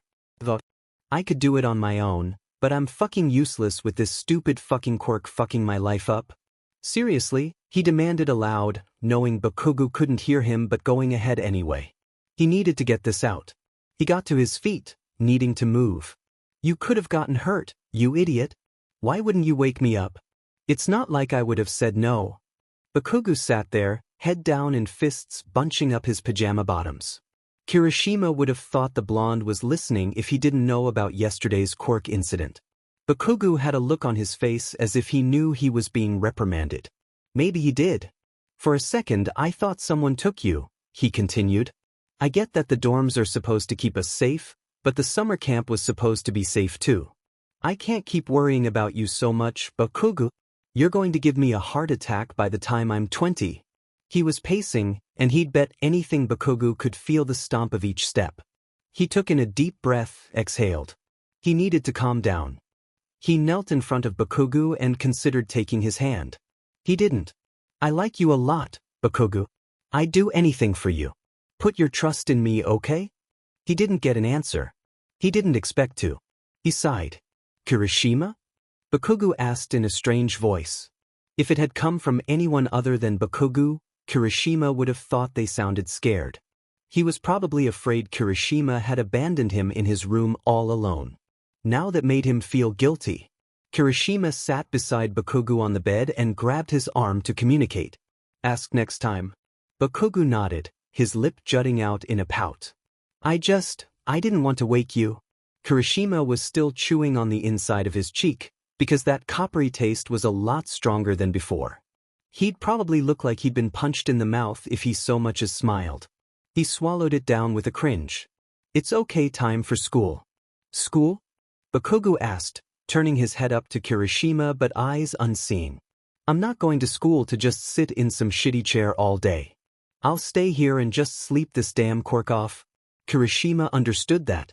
Sitting at a desk all day without anything to see, hear, or even do would be literal torture. If Aizawa didn't already have a plan for Bakugou, he would never make him endure that. Aizawa said. Bakugou growled before Kirishima could finish explaining, who chuckled. "You go to support class." Bakugou's eyebrows knit together. "Support? Why? IDK they can help IG." That was a lie. He did know that Aizawa had contacted the support class yesterday to see if there was any way they could help out Bakugou's case. But Kirishima didn't feel like spelling all of that out on Bakugou's forearm. Fine, he finally decided. Kirishima gave him a pat on the back, hopefully reassuring. He handed Bakugou's uniform clothes over to him, letting the blonde dress himself. He started to button his shirt up himself, but he kept putting the buttons in the wrong holes. Kirishima fixed it for him. He attempted to put a tie on Bakugou too, remembering how handsome he'd looked in One on Island, but he was quickly swatted away. Kirishima dressed himself, checking the time again. They didn't have time for breakfast if he wanted to get Bakugou off to support class on time and make it to homeroom himself. Kirishima stocked each of them up on a couple of protein bars as they passed the kitchen. He made sure to grab a water bottle for Bakugou, remembering him saying his failed late-night quest had been to retrieve water. It was empty by the time they reached the main building. As they made their way through the halls of Yu, Kirishima could have sworn it felt like Bakugou was tensing the closer they walked. He had his face pinched in his signature scowl, but Kirishima knew him better than that by now. He could see how nervous Bakugou was by the tight line of his lips. Kirishima understood where this was coming from. Bakugou hated to be around people he was unfamiliar with, and he was about to be stuck surrounded by them and forced to rely on them for the next few hours, maybe even days. Kirishima was pretty sure he was the only one in Class 1A who was allowed the privilege of so much as entering Bakugou's personal space. He almost feared for the support students' safety. Once they reached the support class, the pair was greeted by Hatsune. Finally, she beamed, skipping over. "Thank you for delivering my new test monkey, Kirishima." Have him take a seat please, so I can begin testing out my newest baby. Kirishima smirked. You're lucky he can't hear you. If he heard you call him a monkey, he'd probably incinerate you on the spot. She waved him off. Pish posh Kiri. This spicy snickerdoodle loves me. He burst out laughing at that. Bakugou would never tolerate anyone calling him a spicy snickerdoodle. Kirishima turned his attention back to Bakugou. God, he hated leaving him like this, so vulnerable. He didn't have a choice. Be back at lunch. All he received was a nod. Kirishima hesitated to leave him when he saw the deep breath Bakugou was forcing himself to take. You okay? He scoffed. I'm fine, shitty hair. He sounded back to his usual grumpy self, but Kirishima could see through the facade. He couldn't let Bakugou know that he knew he was scared though. He needed to let Bakugou be strong right now. Bakugou could face anything head-on, and Kirishima had to remind himself of this. Still, he gave Bakugou's hand a squeeze. He'd be fine, and it would only be a few hours until they had each other back. Kirishima gave Hatsum a nod, then slipped out the door. Kirishima jogged through the halls in an attempt to make it to class on time. He didn't get caught by any teachers, thankfully, so he made it to homeroom just as Aizawa was stepping out the door. Oh, Kirishima, his teacher said in his usual monotone. I need you to go get Bakugou. Kirishima stopped in his tracks before he could duck past the hero and into class. I just dropped him off at support like you said. The man nodded, scratching his stubbly chin. I understand your confusion. I just got off the phone with Hatsum, and she said the hearing aids are fully functional. She's about to begin work on a device to restore his eyesight, but it's far too early for testing. She has no more use for Bakugou at this time. Wait, so he can hear again? Kirishima asked, still trying to wrap his mind around that. Aizawa turned back to the classroom, leaving Kirishima behind. I'll wait for you to return before starting class. The door clicked shut, and Kirishima stared at it for a moment. He was still processing this new information, but his body seemed to catch up before his mind. He started back in the direction of the support department, picking up his jog once again. Bakugou could hear again. That was great. This was going to make things a lot easier on him. He was really happy for his bro. Being stuck in his own head all day couldn't have been fun. His jog picked up into a run. He'd been away from Bakugou for all of 5 minutes, but Kirishima couldn't wait to have him back in his grip.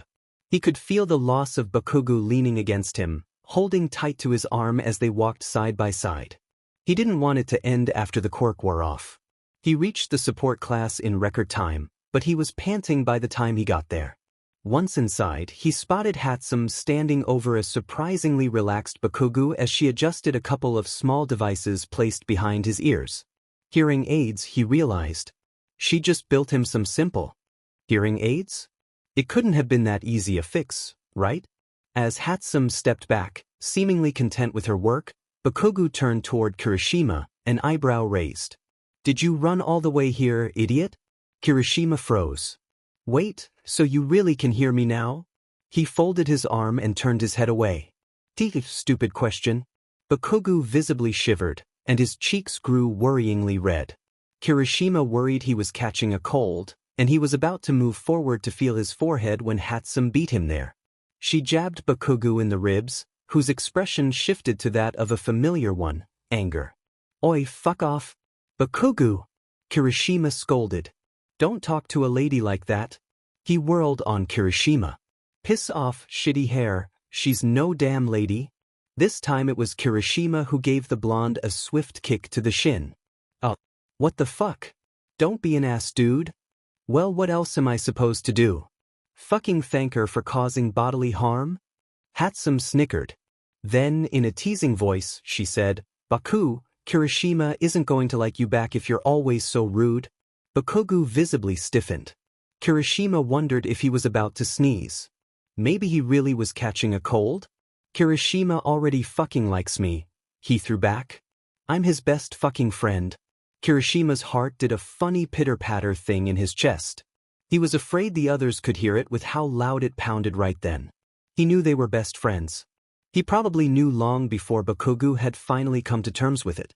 He knew that Bakugou knew from his actions that they were best friends. But he'd never heard the blonde say it. While Kirishima was busy admiring his official title as Bakugou's best fucking friend, Hatsum let out a heavy sigh. Alright, whatever, Baku boy. You're all set to go. If my babies give you any trouble, just let me know. I'll keep working on something to see if we can't get your eyes fixed, but that one is going to be tricky. Give me a little time and I'll give you a call when I'm ready. The blonde grunted his thanks. See you later then, gadget bitch. Kirishima gave him a hard poke to the ribs. He ahemed, trying to give Bakugou the hint to stop being rude and say thank you. He wasn't as dense as everybody else thought, because he rolled his eyes and said to Hatsum, thanks, for the hearing aids or whatever.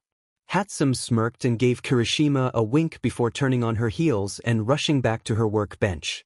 Kirishima wrapped an arm around Bakugou's waist, leading him back to class.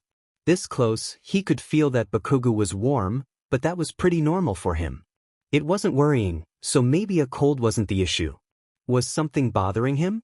As they stood outside the door to Aizawa's classroom, Bakugou visibly stiffened.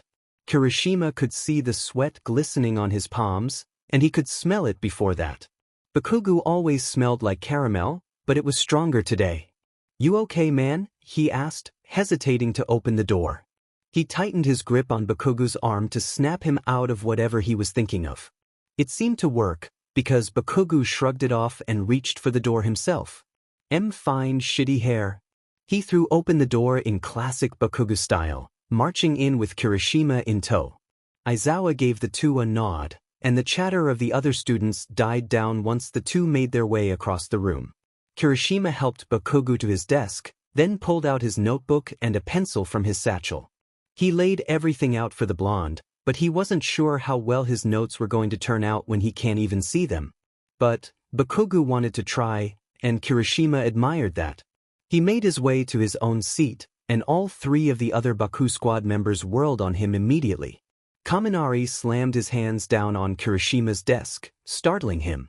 So Blasty can hear us again? Kaminari asked. Why don't you ask him yourself, loser? Bakugou interrupted, not even bothering to turn their way. Kaminari laughed nervously. Sorry, Kaken. Ashido leaned in close to Kirishima's desk, asking in a whisper, now's your chance. Are you going to ask him to the dance? Kirishima's head turned to Bakugou so fast, his neck cracked. He wasn't sure how well those hearing aids worked, but Bakugou didn't have any immediate reaction, so he must not have overheard. Kirishima let out the breath he'd been holding. I don't know, he finally answered. I still have time. I think I'll wait until the quirk has worn off. He's got a lot going on right now. Dude, Ciro said from his left. The dance is this weekend. You've been putting off asking him for 2 months. The dance? It was this weekend. Oh shit. Shit. He hadn't asked Bakugou yet, and now it was too late. They didn't have time to get suits or corsages or reservations for dinner. Why did he keep putting it off? Why was he so stupid? Stupid. He's internally panicking, Ashido observed. Kaminari grabbed him by the shoulders. Chill, my guy. We'll help you. Enough, children, Aizawa spoke, bringing the chatter to an end. Bakugou, you can hear me all right? The blonde grunted a yes, and Aizawa continued. All right, let's begin. As class passed by in a blur, Kirishima's mind was miles away. How could he have not realized the dance was this week? Stupid. And unless Hatsum managed to invent some kind of tech to help cure his temporary disability, Bakugou was never going to go to the dance blind. Kirishima would be lucky if he'd even been considering going to the dance before the quirk incident. Kirishima could still ask him, right? No hurt in asking. The worst that could happen is just rejection. Unless Bakugou decides that's disgusting and wants nothing to do with Kirishima anymore. No big deal. Kirishima had been spiraling down a rabbit hole of terrible outcomes when he was snapped out of it by Aizawa calling on Bakugou and receiving no answer. Bakugou? Aizawa asked, clearly becoming concerned. When Kirishima looked over at the blonde, he could see the 2 little devices sitting on his desk were his hearing aids. He'd taken them out, rendering himself deaf again. Before he'd even thought about it, Kirishima was out of his seat. He was the class-nominated Bakugou Whisperer anyway, so he was best suited for the job. When he looked at Aizawa for permission, the man nodded. So Kirishima made his way over and kneeled beside Bakugou's desk, fingers featherlight as he gently grasped the blonde's arm. "Shitty hair?" he asked, then fumbled to grab the hearing aids and get them back in place behind his ears. "Is it time for lunch already?" "No," he answered once Bakugou had one device in place and turned on. "Noticed you weren't wearing your hearing aids. Is something wrong?" He pursed his lips. "I think I just need to adjust to them." "But what's going on?" "Ears are ringing," he barely mumbled. "Making me dizzy. Maybe we need to go back to Hatsum and have them readjusted?" "They're probably not supposed to do that." Bakugou mumbled. "Go ahead, Kirishima," Aizawa allowed. "I'm going to continue class, but I'll have Ida give you the notes later." He helped Bakugou up, but this time the blonde was leaning a lot more of his weight against Kirishima. Was he so dizzy that he couldn't stand upright on his own? That couldn't have been a good sign. Kirishima escorted Bakugou out of the room, leaving their belongings behind. They'd be coming right back so long as the hearing aids issue was an easy fix. Otherwise, he could just text Ashido to grab their stuff for them. Something was definitely not right with Bakugou. He tripped over his own feet as they walked together, and Kirishima had to keep catching him before he could go down. It was progressing quickly, whatever it was, and Kirishima was debating whether he should take Bakugou to Recovery Girl instead. "You feeling all right?" Kirishima asked, then bit his tongue. Stupid question. He backpedaled. "I mean, like, maybe it's not the hearing aids? Could you be getting sick?" "Nah," Bakugou mumbled. "I'm fine. That hurts." He was practically dead weight against Kirishima. The redhead tried to feel Bakugou's forehead, but it was at that moment that Bakugou doubled over and retched.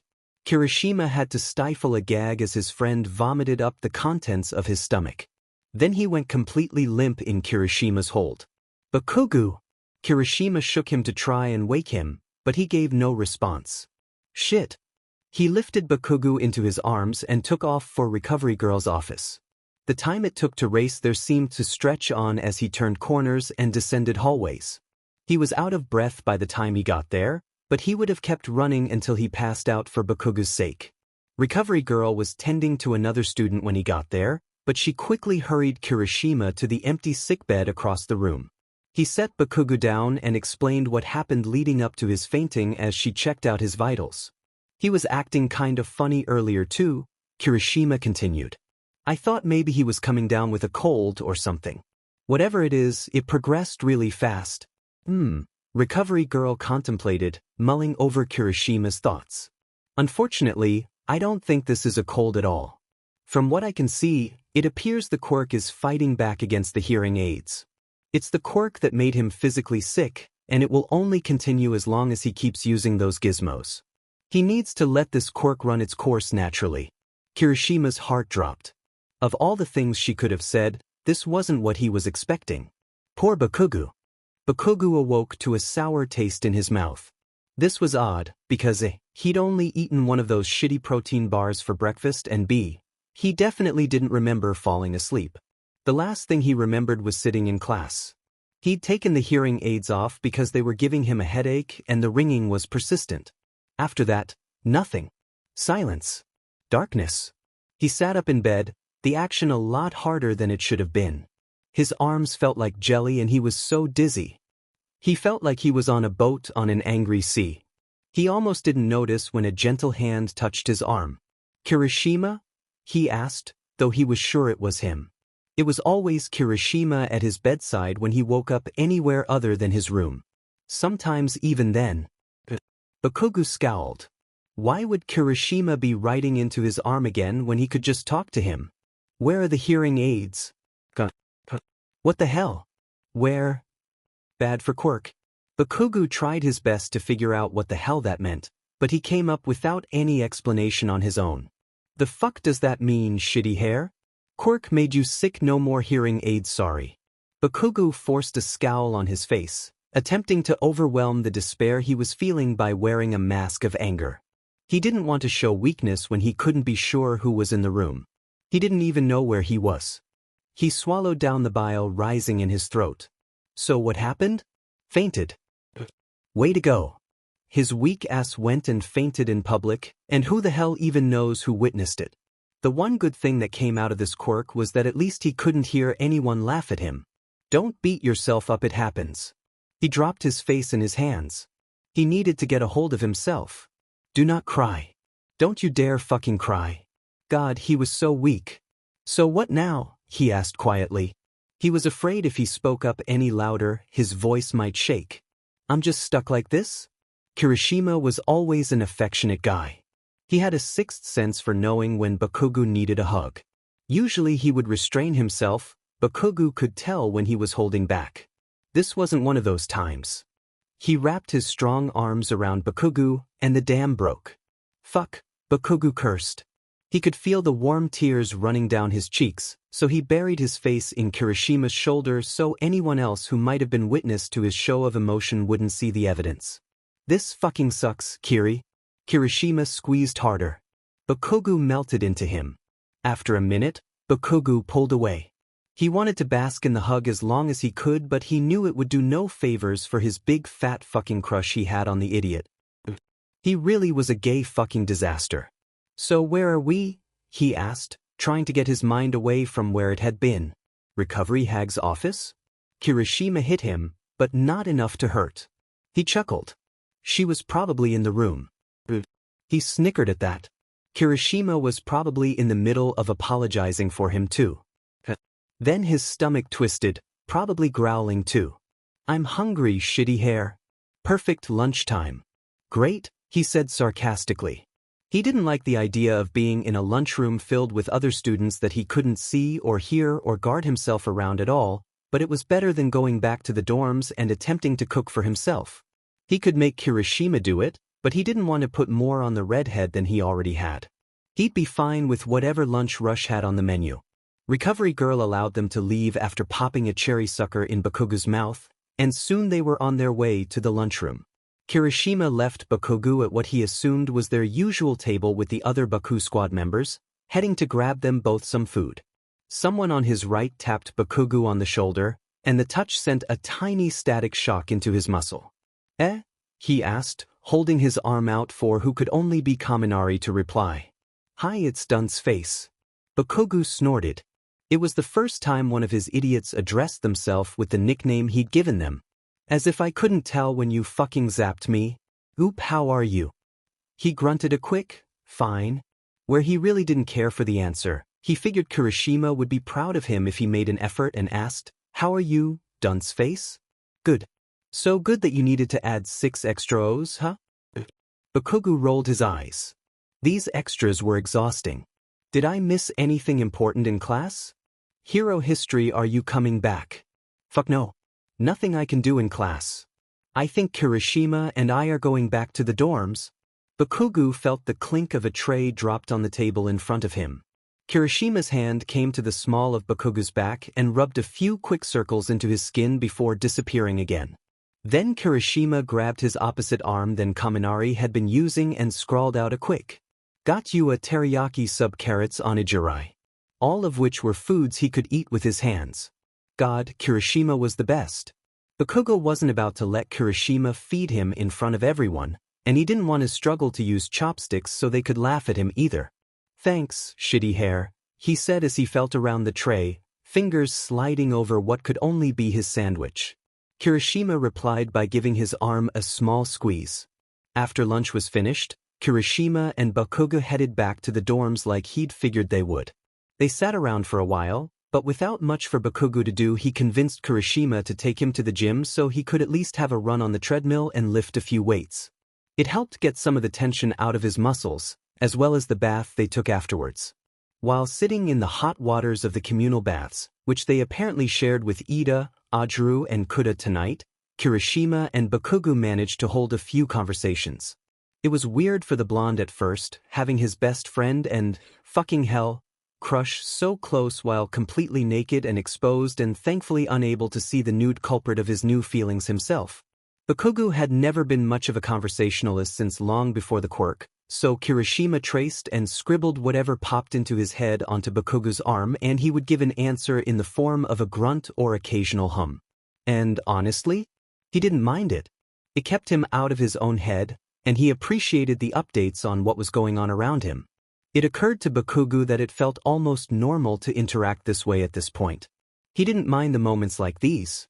Kirishima explained that from now on someone would be with Bakugou at all times to assist him during school hours.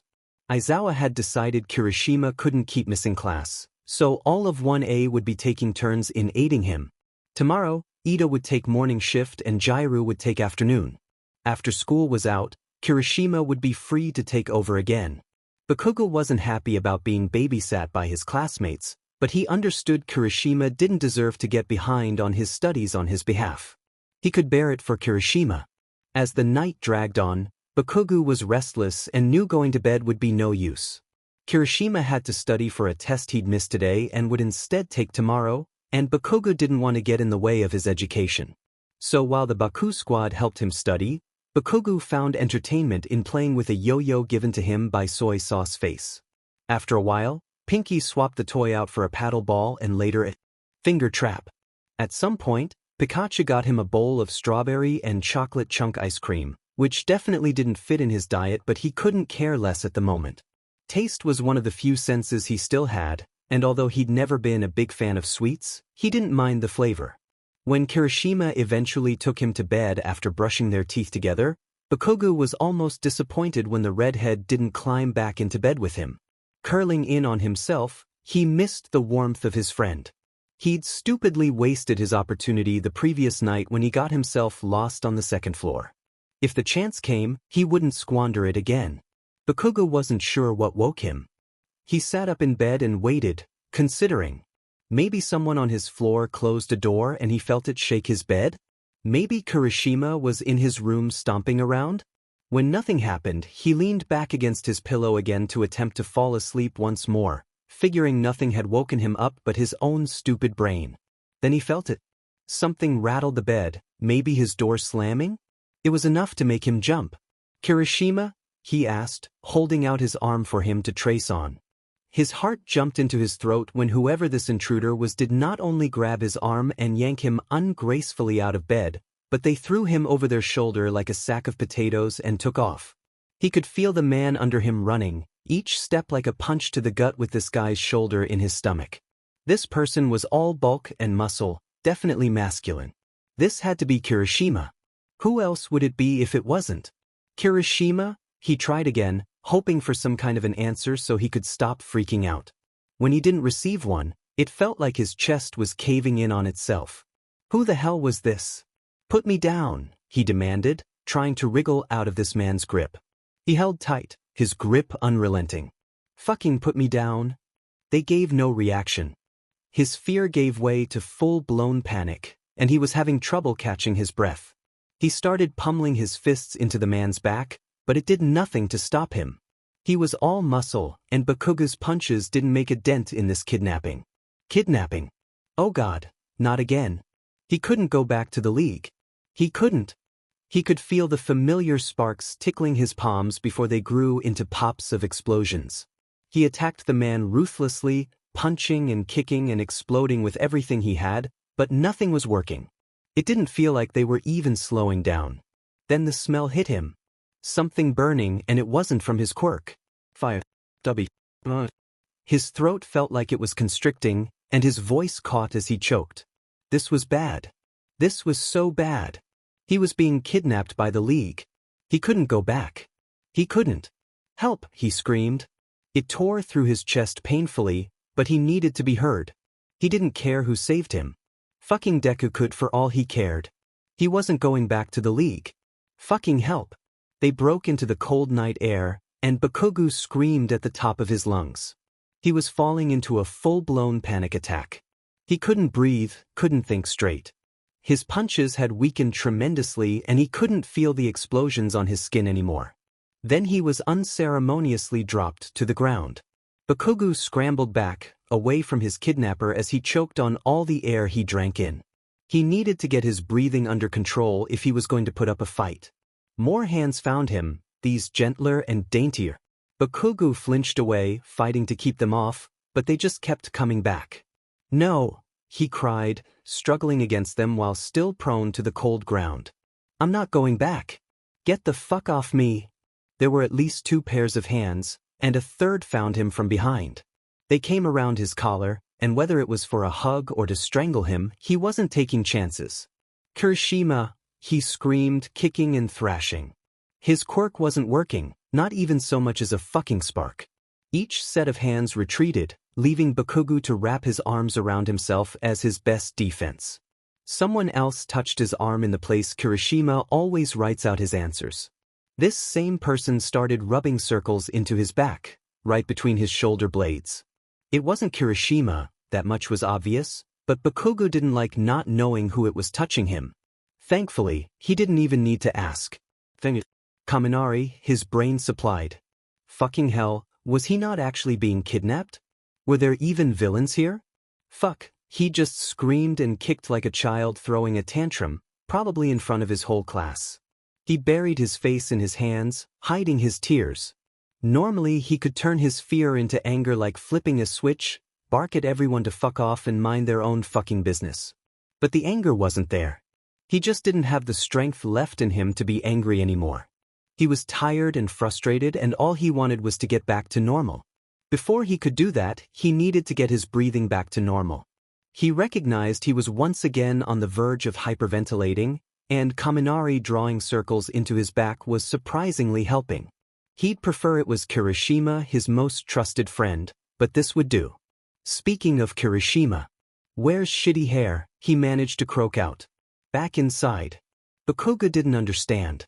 "What the hell's going on, dunce face? Fire Kiri got you went back for others." "That was Kirishima?"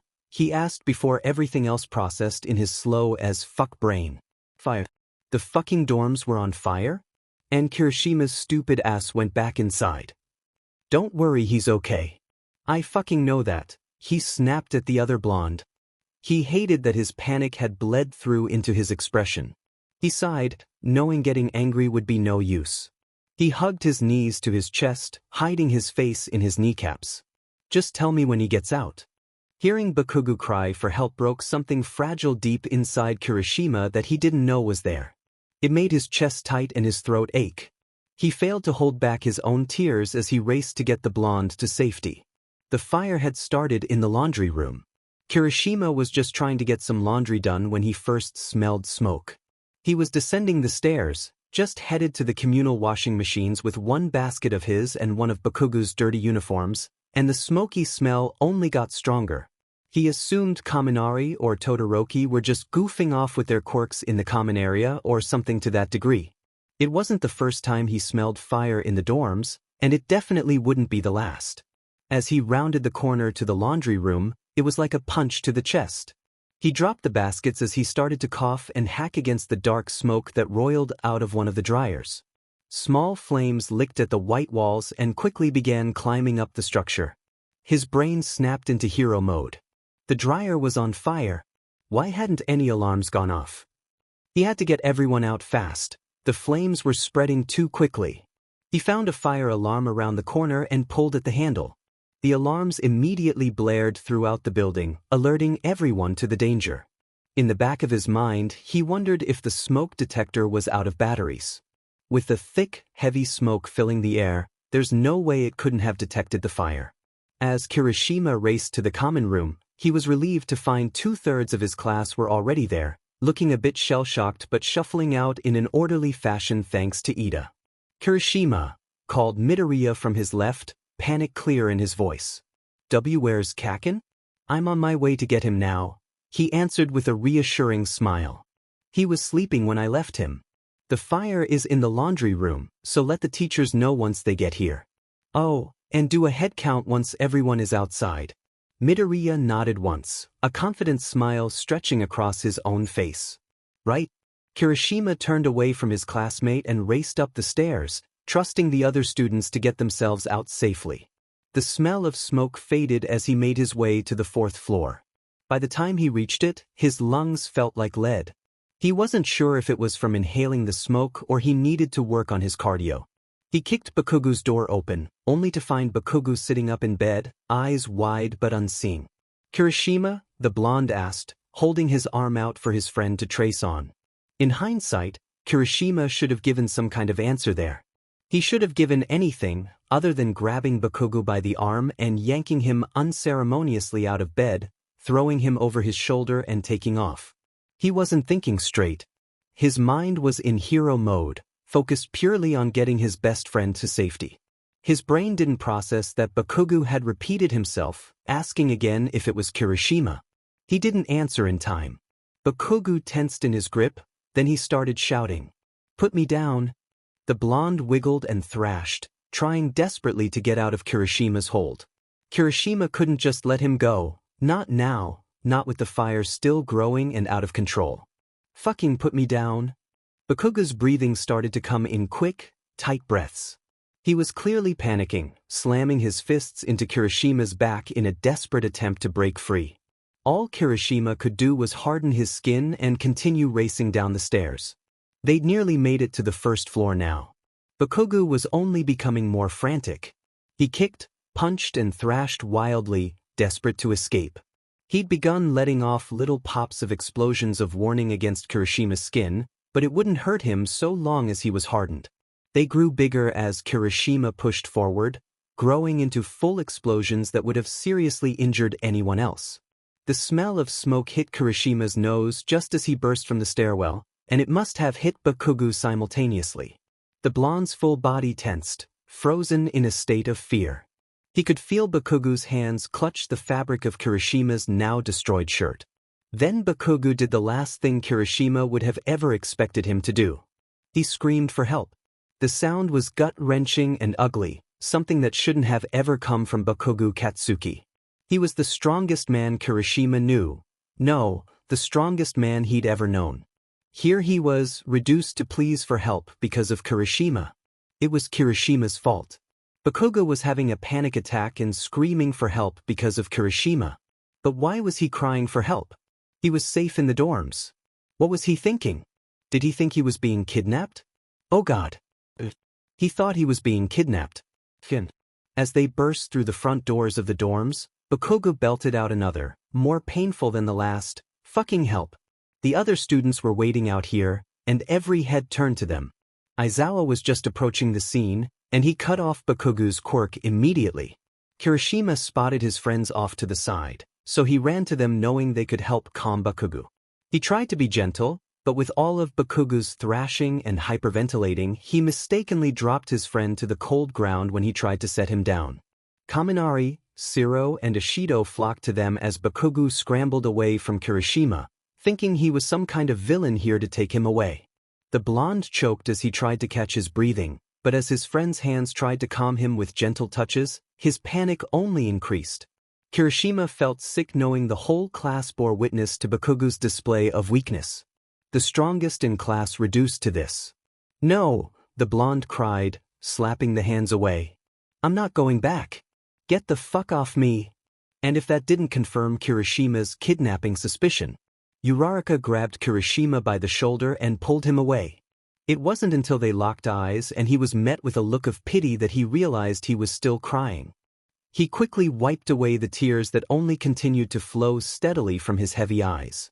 "Bakugou will be okay," she said quickly, rubbing his shoulder reassuringly. "We need your help back inside if you're up for it." "Koda is still inside." "Koda," he echoed. "What's he doing still in there? I thought I saw him in the common room with everyone else." "He was, but he went back to his dorm for Yuan, his bunny. He hasn't come back." Kirishima straightened. Aizawa was still focused on Bakugou, keeping him from harming his friends with his quirk. Todoroki was sitting in the grass hacking up a lung, Midoriya and Ida looking over him. No one else had a quirk that would suit them for this kind of job. It was up to Kirishima. He gave Uraraka a nod. "I'm on it." "Kirishima." The redhead halted at the sound of his name, coming from a too high-pitched voice dipped in sheer terror. He paused, looking back at Bakugou who hugged himself and curled into a ball as his last hope of protection. Kirishima took one step before Uraraka stopped him again. "Bakugou will be okay," she promised again. "Save Koda." He hated it, but he knew it was the right thing to do. He was the only one fit for the job, and he wasn't risking his classmates' well-being. "I'm coming, Koda. Hang on." He burst through the front doors once more, immediately suffocated by the thick fog of smoke. He held a hand over his mouth, but it did nothing to protect from inhaling the poisoned air. He raced through the common room only to find the flames had made it this far, having already consumed one of the couches and now crawling its way toward the entertainment center. If he wasn't fast, it would reach the stairwell before he returned with Koda, and then they'd be screwed. He ran past the flames, once again rushing up the stairs to stop at the third floor. This was one of those moments he was glad the girls decided on the dorm competition their first night here. If he hadn't participated in the tours, he'd have no idea where Koda's room was. It was the first door on the right. The door was closed, so he kicked it open with the same force he'd used on Bakugou's only minutes earlier. Inside, he found Koda huddled in the corner over his bunny, who both looked at Kirishima with genuine surprise. "Koda," he breathed in a raspy voice. He'd inhaled too much of the smoke. It would catch up to him later. "We need to go. I am afraid," Koda stammered. He hugged his bunny closer to his chest. "It's all right," Kirishima said as calmly as he could. "I've got you. I won't let anything happen to you or Yuai-chan." He held out his hand, and Koda only seemed to study it, considering. Kirishima was getting impatient, but he had to stay calm. If he started panicking too, Koda would never come. Finally, Koda reached out and took his hand. Kirishima gave him his best reassuring smile he could muster, and Koda seemed to buy it. They turned toward the door, but smoke had finally reached the third floor. That wasn't a good sign. If the fire didn't kill them, the smoke would. They had to move fast. Kirishima noticed Koda's hero mask sitting on his desk, and he scooped it up quickly and tossed it at his classmate. "Put that on. It'll help protect against the smoke." What about you? And Yuai-chan?" Kirishima looked back at the bunny, who looked right back at him with big watery eyes. He couldn't think of any better ideas, so he opted to rip what remained of his shirt off, having already been mostly destroyed from Bakugou's explosions. He held it out to Koda and said, "Tie it around Yuai-chan's face like a mask. I'll be fine so long as we move quickly." Once the shirt was secured around Yuai-chan's head as a makeshift mask, they headed out into the fire, literally. When they reached the second floor, descending to the first was like diving into a pitch-black ocean of thick smoke. With Koda following close behind, Kirishima reached for the bar to shove the door open, only to yelp when his hands burst with white-hot pain as soon as they touched the metal surface. Koda squeaked, started by Kirishima's sudden outcry. "What's wrong?" "I should have hardened my hands," he admitted. "The metal is hot to the touch. The fire must be close. Stand back. I'm going to open the door, and as soon as I do the fire will rush to the new source of oxygen." What about you?" Koda stammered. "I'll be fine. Don't worry about me. As long as I'm hardened, I'm fireproof." Koda looked like he didn't like the idea, but they didn't have another choice. He nodded and stepped back, holding Yuai-chan close to his chest. Kirishima hardened his whole body, and the pain of the burnt skin on his hands disappeared momentarily. As soon as he dropped his quirk, the pain would return, but he was grateful for this moment of respite. He shoved the door open, and the flames raced at him.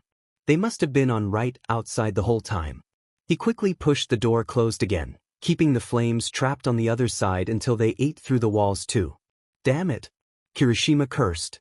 "This isn't going to work. We have to go back up." Koda's eyes grew big, terrified. He did as he was told and started back up the stairs. How will we get out?" Kirishima shook his head, trying to come up with a decent plan. Only one came to mind. "We're going to have to climb down from a balcony.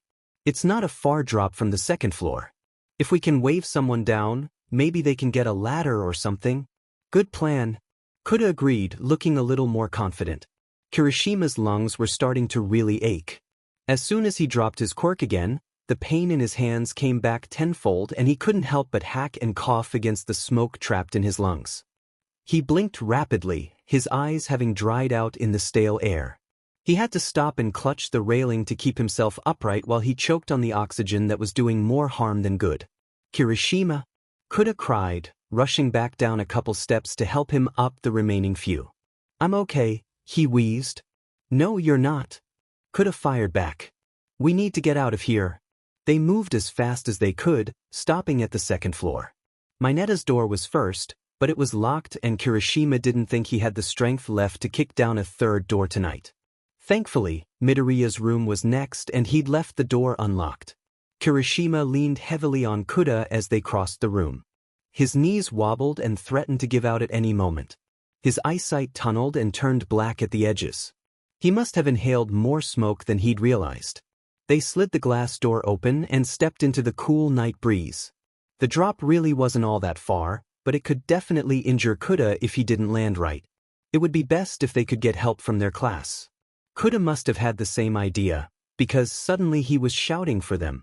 He told some owls perched in a nearby tree to go get their attention, and they quickly obliged.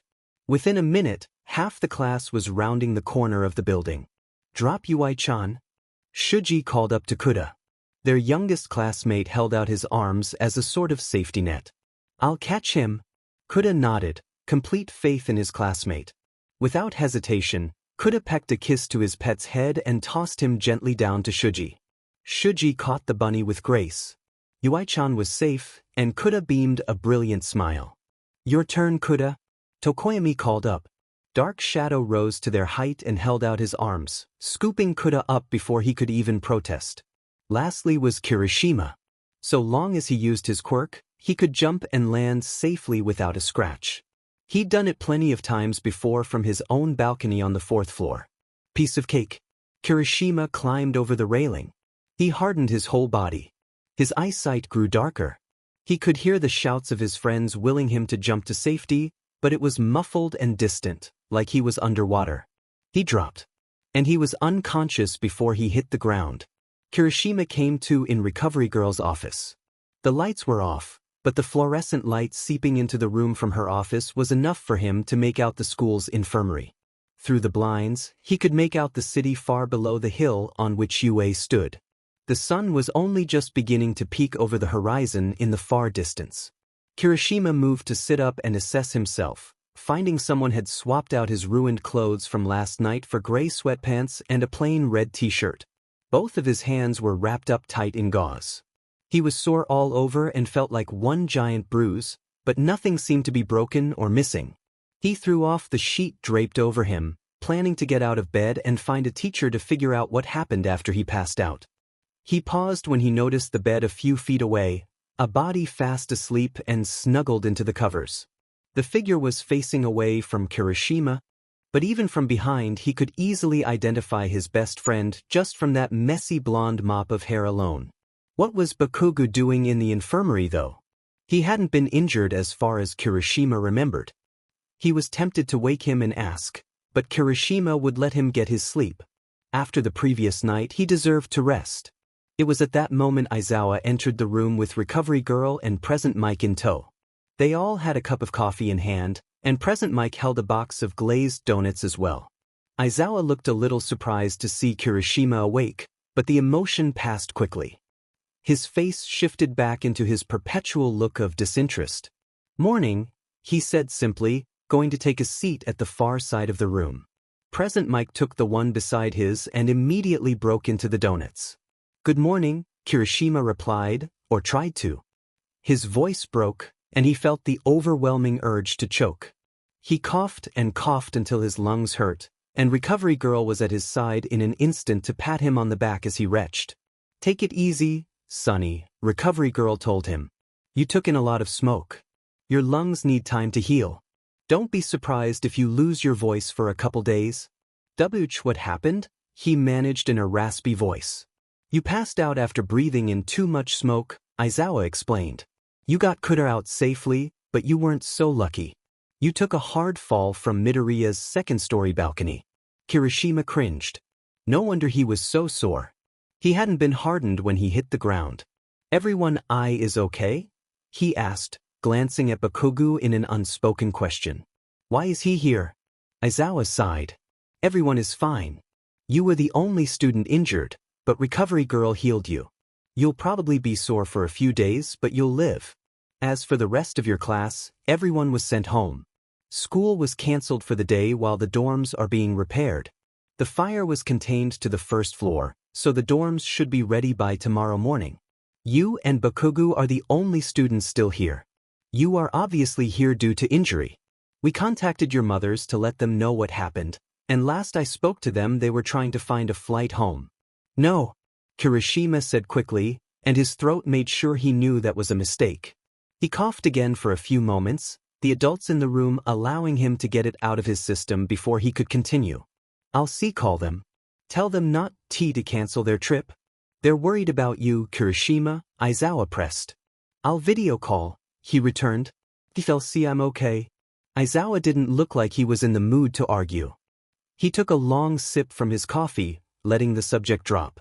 Kirishima cleared his throat, swallowing the phlegm after doing so. "So, why is Bakugou here?" Present Mike finished for him. "We weren't able to contact his parents. We're aware they may be out of range of cell reception. We figured it would be easiest to keep an eye on you both here." Kirishima looked over at Bakugou again, still dozing peacefully in his own bed. He wished his friend wasn't turned away from him so he could see his expressionless face. Kirishima worshipped the moments Bakugou's guard was down, when he was content and comfortable and truly at peace with his surroundings. His face was so soft and beautiful and kissable. "Stop it, Kirishima. Get your head on straight." Bakugou was probably furious with Kirishima anyway, after what he did last night. Kirishima really fucked up. He could only hope Bakugou didn't hate him. "Once you're feeling up to it, Mike and I can give you a ride home," Aizawa explained. "We collected some of the things from your dorm you might need. Nothing of yours was harmed by the fire. If you would rather stay on campus for the day, considering your parents aren't going to be home, that's fine too. It's up to you. Can Bakugou come home with Emmy?"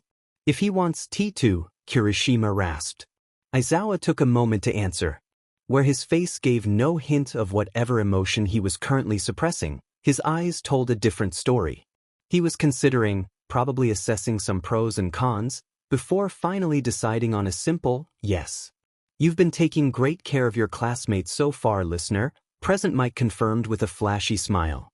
"Eraserhead here was telling me how impressed he was with you." Kirishima blushed at the sudden attention. "Bakugou would do the same for me." Aizawa nodded as if this were obvious. "We'll leave once Bakugou is up and moving. I'll go grab your things and get them in the car." And with that, Aizawa up and left. Present Mike deposited the box of donuts on the bedside table between Kirishima and Bakugou, giving the redhead a knowing wink. Kirishima was so not about to deny donuts. "Kirishima." Bakugou reached out to his friend, but he was too far away. A hand stitched with purple skin reached Kirishima first, appearing out of the blue flames that surrounded them. The long, burnt fingers wrapped around Kirishima's neck. The redhead looked at Bakugou with terror in his eyes before he was yanked into the fire and gone. Bakugou stumbled to get to him, but he realized he was stuck. Something was permitting him from saving his friend. He fumbled with his sheets for a moment before he realized they were just that, sheets. He was lying in a bed, sweating and panting pathetically. It was a dream. It was just another shitty dream. Bakugou blinked. He wasn't sure where he was, just that it smelled like antiseptic and the bed wasn't all that comfortable. Recovery girl's office, his brain supplied helpfully. This was his second time waking up here this week. He'd been brought here last night after the dorms apparently caught fire and Kirishima had been hurt. Kirishima was hurt. Fuck, no one had bothered to let him know if the idiot was even okay. He swallowed, his tongue feeling too large for his mouth. He forced himself to calm his breathing before attempting to sit up. He hadn't realized someone was sitting on his bed until he bumped them with his knee. He then realized there was a hand gently placed on his thigh as well. He quickly sat up and pulled his blanket up to his collar. "Who's there?" he asked without his usual heat. He just couldn't seem to muster the strength. A finger tapped on his arm, which he extended for them. They only had to write the first two letters of their name before he finished for them. "Kirishima," he said. He felt the bed shift as the redhead scooted closer to him. "Are you okay?" Kirishima slid his hand down to Bakugou's wrist, then brought the blonde's hand up to rest against the side of Kirishima's head, who then nodded in answer. Bakugou let out a breath of relief.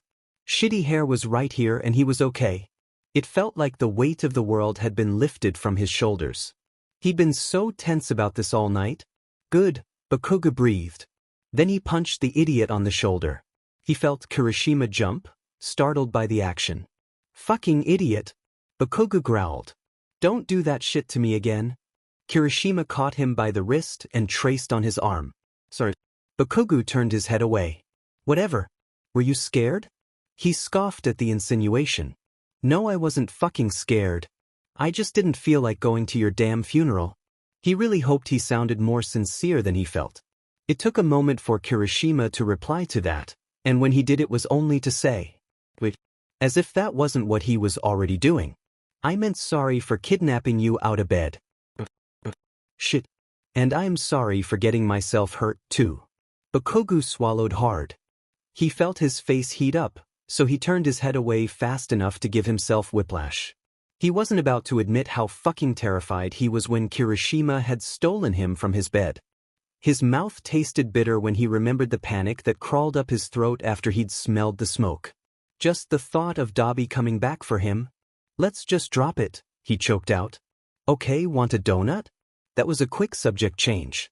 Nonetheless, Bakugou was grateful for it. Yeah, I'll take a fucking donut.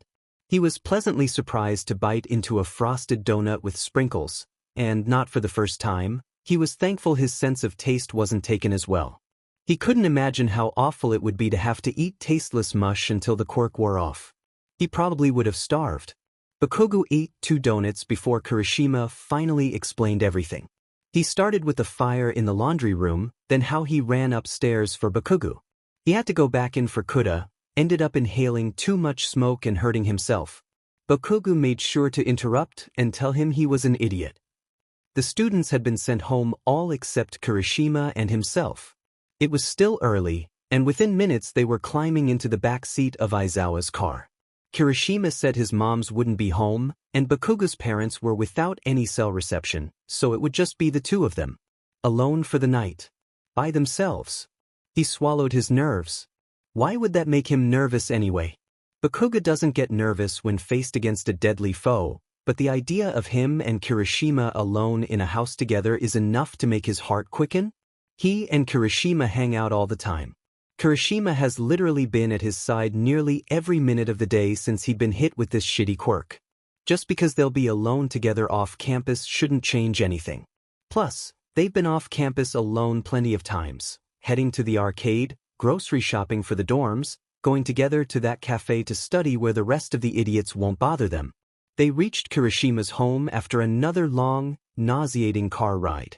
Kirishima led Bakugou up some stairs to the front door, and Bakugou soaked in the feeling of the sun's rays on his skin while Kirishima presumably fumbled to unlock the door. Once inside, Kirishima made some lunch. Grilled cheese sandwiches, something Kirishima's mom used to make when he was a kid homesick from school, which Bakugou had never tried before. It was surprisingly good. He ate the second one. They lazed around for a while until Bakugou became restless. They talked off and on, Kirishima being incredibly patient and taking the time to write out complete sentences on Bakugou's forearm, but they only had so much to talk about when they already spent so much time together. So they went for a walk. Kirishima made sure to stick a ball cap on the blonde's head so no one would recognize him. Bakugou was just glad to be outside and getting some fresh air. They walked arm in arm to the convenience store a few blocks from the house, bought a couple cans of strawberry milk and some banana chips, and headed for the park. They sat together in a patch of soft grass, munching on their snacks, simply taking in the cool breeze and the sun's warm rays. Kirishima's knee would bump his every now and then, maybe not on purpose, but to Bakugou it was a reassurance. He appreciated knowing Kirishima was there beside him and that he wasn't going anywhere. Time was a mystery to Bakugou since his downfall to the quirk. He could only guess how long he and Kirishima stayed like that, just enjoying each other's company on what he could tell was a beautiful day. After a while, Kirishima tapped him on the shoulder, then helped him up to head back to the house. On the walk back, Bakugou could feel the shift in the air. It was about to rain. He could feel it on his skin like a warm breath on his neck, bringing his hair to stand on end. Must have been a thunderstorm coming. Back at Kirishima's place, they made dinner. Kirishima cooked while Bakugou recited his recipe for katsudon from memory. It didn't turn out half bad, a little bland for Bakugou's liking, but he could work with it. He struggled with his chopsticks for a few minutes before he allowed Kirishima to feed him like the first day he'd been burdened by the quirk, but this time with less of a fuss. Bakugou took a shower, mostly just to occupy a little more time before bed. He may have taken a few extra minutes than necessary just standing under the flow of hot water, but Kirishima didn't need to know that. By the time he was finished showering and felt his way back to Kirishima's room, the redhead had set up his futon for them. While Kirishima himself showered, Bakugou didn't hesitate to climb right in and make himself comfortable, playing with his newest fidget toy Kaminari had gifted him with the previous day. It wasn't long before the other teen returned, and Bakugou could smell whatever manly-scented soap he'd used trailing behind him. What Bakugou wasn't expecting was for the guy to climb right into the futon beside him, not quite close enough for skin-to-skin contact but close enough that Bakugou could feel his body heat. Bakugou felt himself flush, but in all honesty he wasn't complaining. For the next few minutes, he slowly inched his way closer until their shoulders were touching. "Shitty hair," he whispered, "you awake?" 2 taps to his wrist said yes. He swallowed. This was his chance. He finally had the privacy to bring up that shitty school dance. No idiots to get in his way. Even if he got rejected, he could play this off. "Would you maybe want to?" A hand slipped over his mouth then, effectively silencing him. Bakugou flinched, but he didn't fight it. He could tell by the rough texture of the hand that it belonged to Kirishima. But why? Had he known what Bakugou was going to ask? Kirishima removes his hand but leaves a feather-light finger over his lips. "Stay quiet." Goosebumps tickled his skin. Something was wrong. Again. Shit, couldn't they just get a fucking break? They sat there, perfectly still, for a pregnant moment. Bakugou held his breath. It felt like an eternity before Kirishima grabbed the blonde by his shoulders and pressed him to the ground in a haste. What's going on?" he demanded in a harsh whisper. Kirishima continued to shove him under his bed. Under his bed. He was hiding Bakugou from someone, and judging by the shakiness of his hands, this intruder had Kirishima pretty frightened. Kirishima grabbed Bakugou's arm once the blonde was well tucked away, spelling out only 2 words. "Please stay." Bakugou swallowed hard. He didn't like it, but he nodded. Then Kirishima was gone. And he waited. And waited. Even as he grew impatient, he waited. Because he trusted Kirishima. Kirishima? Who didn't come back. Kirishima was having the best day with Bakugou. Sure, it would have been better if the guy had all 5 senses and could thoroughly enjoy it as much as Kirishima was, but Bakugou didn't seem to not be enjoying himself either. It felt like a dream. Doing all of these things with Bakugou, going to the park arm in arm, sharing snacks, lying in the grass and soaking up the sun, felt like the perfect date. He didn't want the day to end.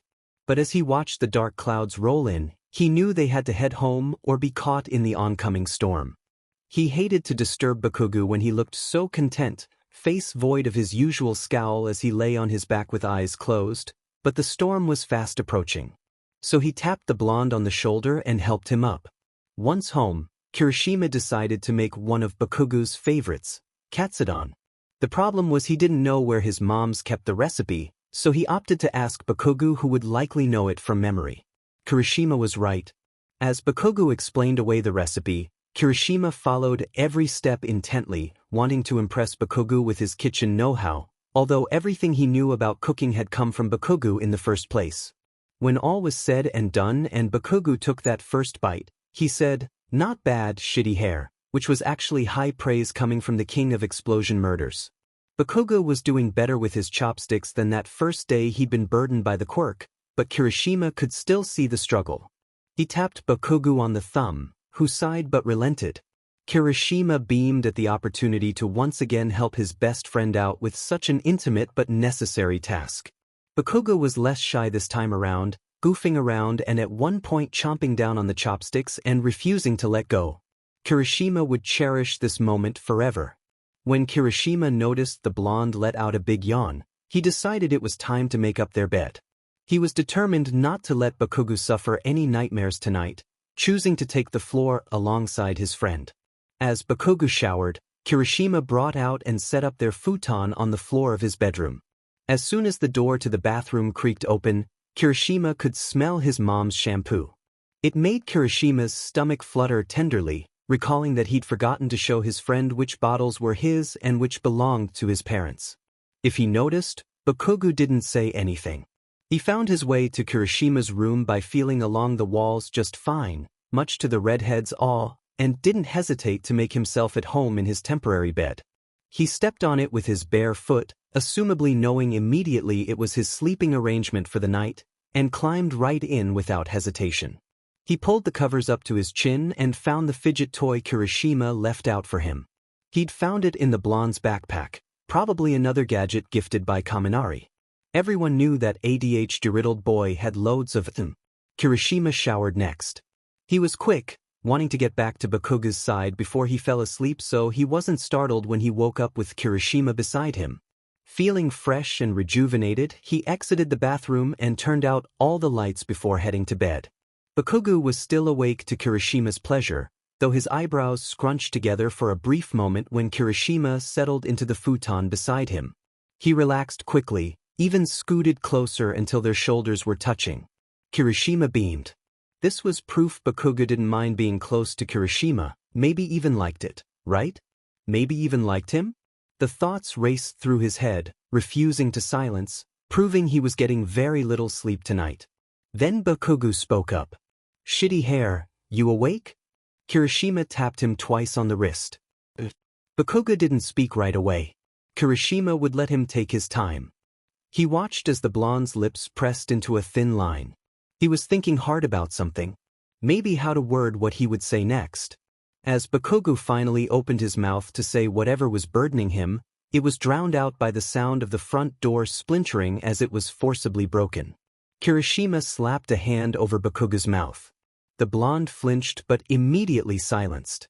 When Kirishima removed his hand and instead pressed a finger to his lips, he watched as the dawning horror grew in his best friend's eyes.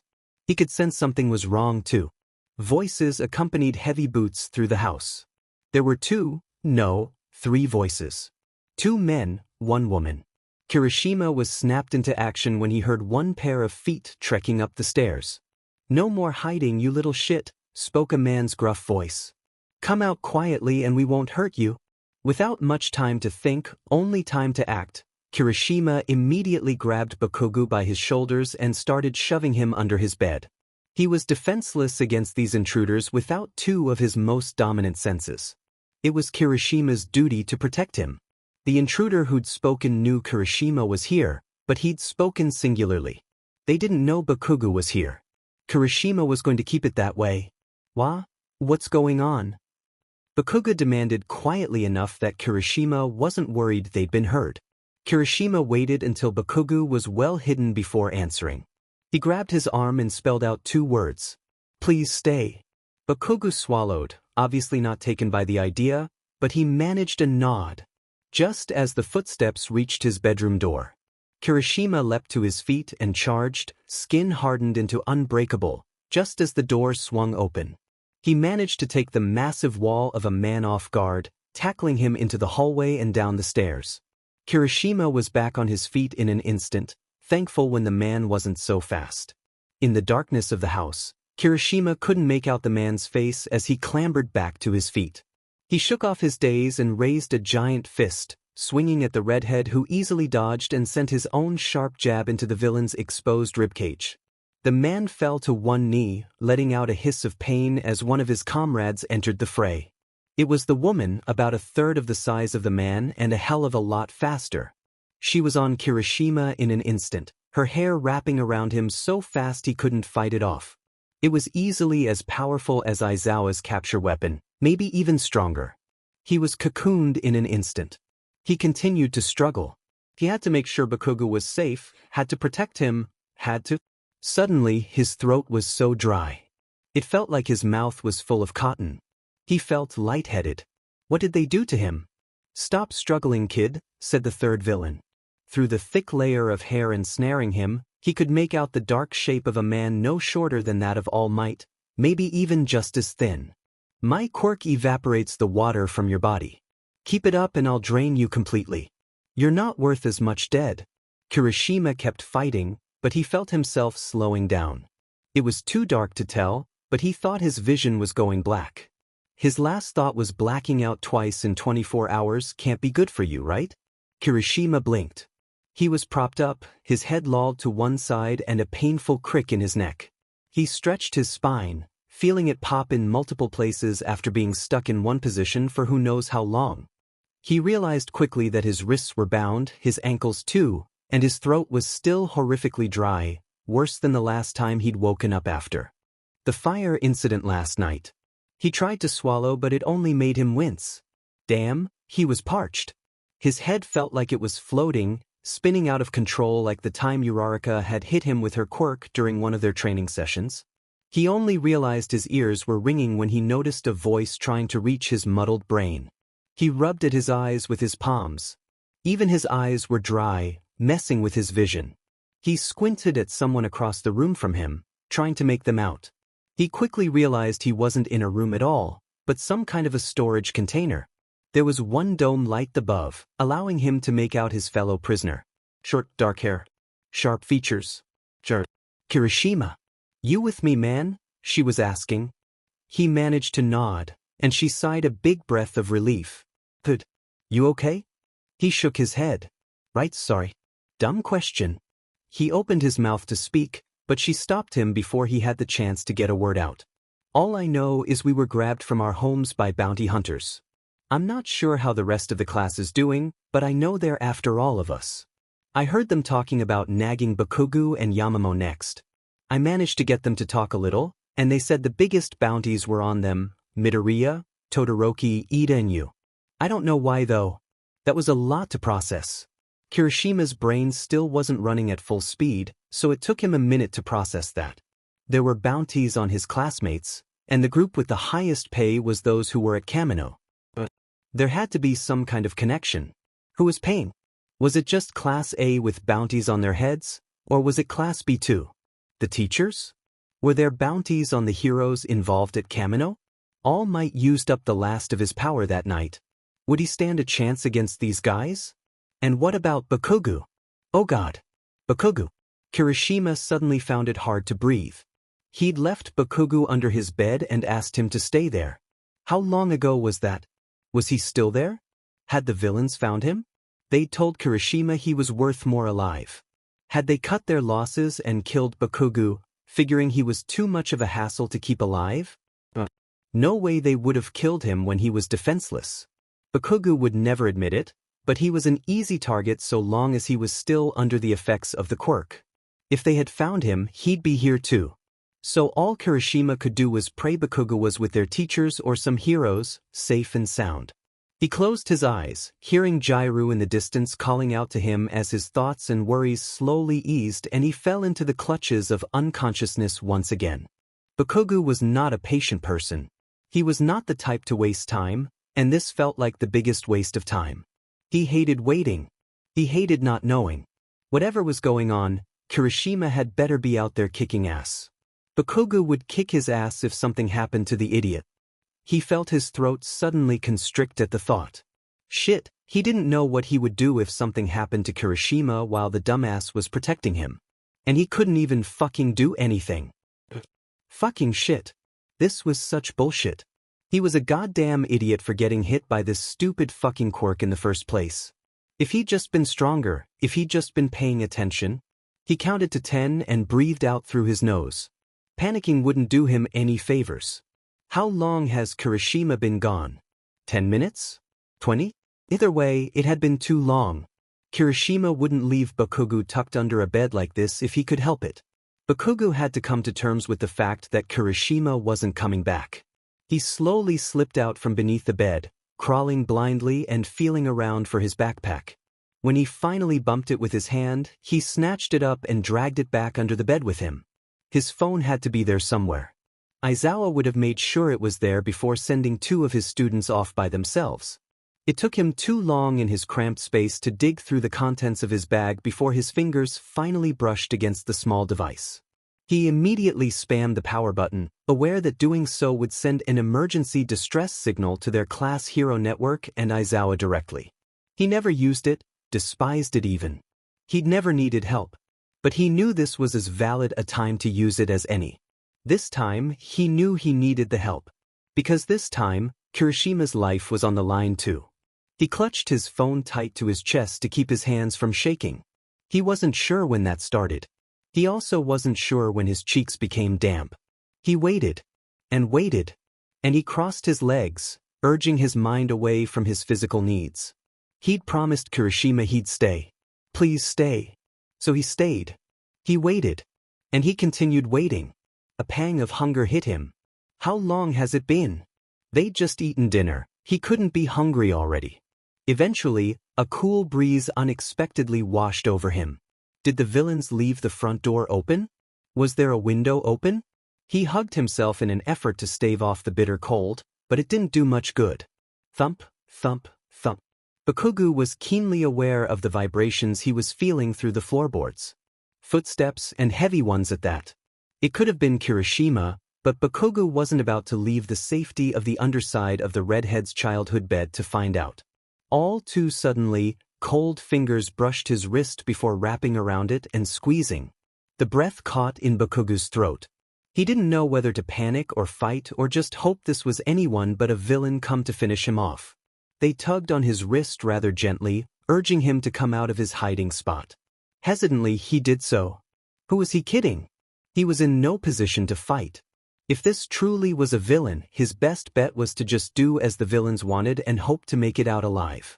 He was reluctant to stand as well, his legs wobbly and sore from being prone in such a constricting space for so long. Another couple sets of hands helped ease Bakugou onto the bed. One pair of hands rubbed his shoulders up and down, helping relax the shaking that racked his body. He hadn't realized he was shaking. One pair of hands gently tapped on his forearm, then slowly wrote out a short sentence. It's Shuji. Shuji, his classmate. Of course.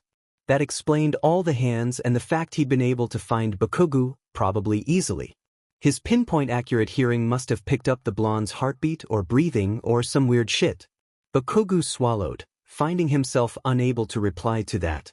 Instead, he opted for a nod. We need to leave. Bakugou glared in the direction he assumed his youngest classmate stood facing him. Where the fuck is Kirishima? Not here. No shit, he retorted harshly. I'm not leaving until he comes back. Not safe. No, he spat, leaving no room for argument. I'm staying until he comes back. Shoji's hands suddenly retreat, leaving Bakugou feeling alone and exposed. He sat, holding his breath until those hands came back a few moments later, rushed and far less gentle than before. He scooped Bakugou up into his many arms, scrambling out of the bedroom and down a flight of stairs. Bakugou struggled and fought back, hating feeling so small and weak in his classmates' arms. He felt like a little kid being carried by their mother. It infuriated him.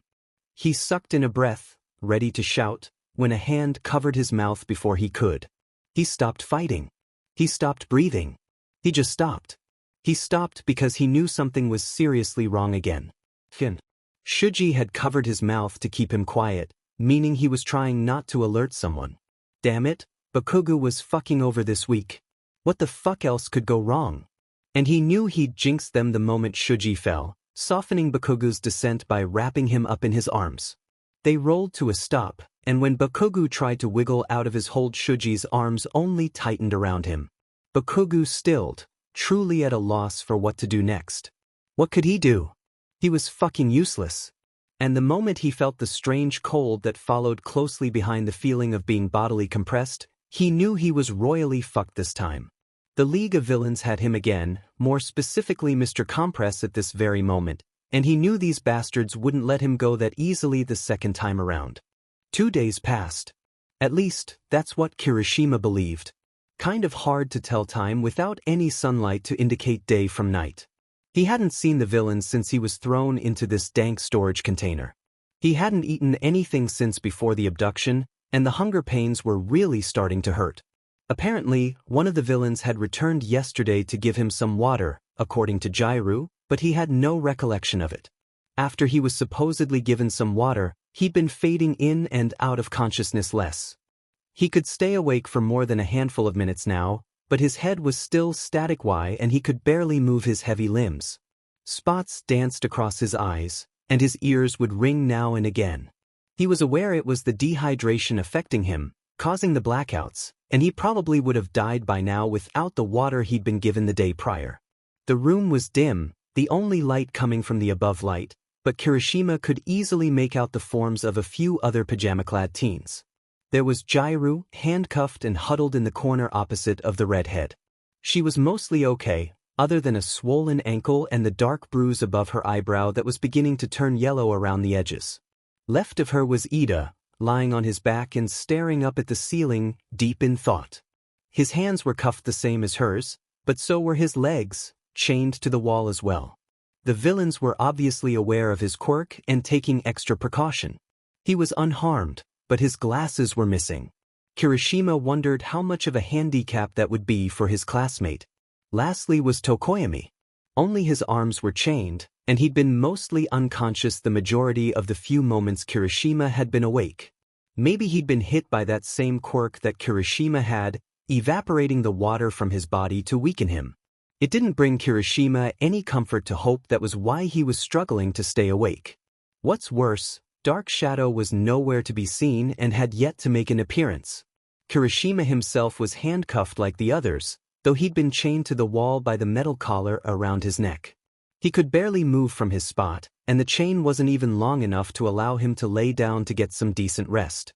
His back was killing him. And if that wasn't bad enough, the last time Kirishima woke up, just after receiving the water, he'd woken up with a muzzle strapped to his face. Guess the villains had some ideas of what those teeth could do.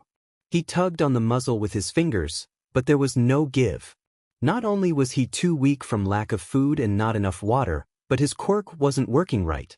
He assumed it was the dehydration causing the issue, considering every time he would harden his skin it would crack and bleed. It was no use.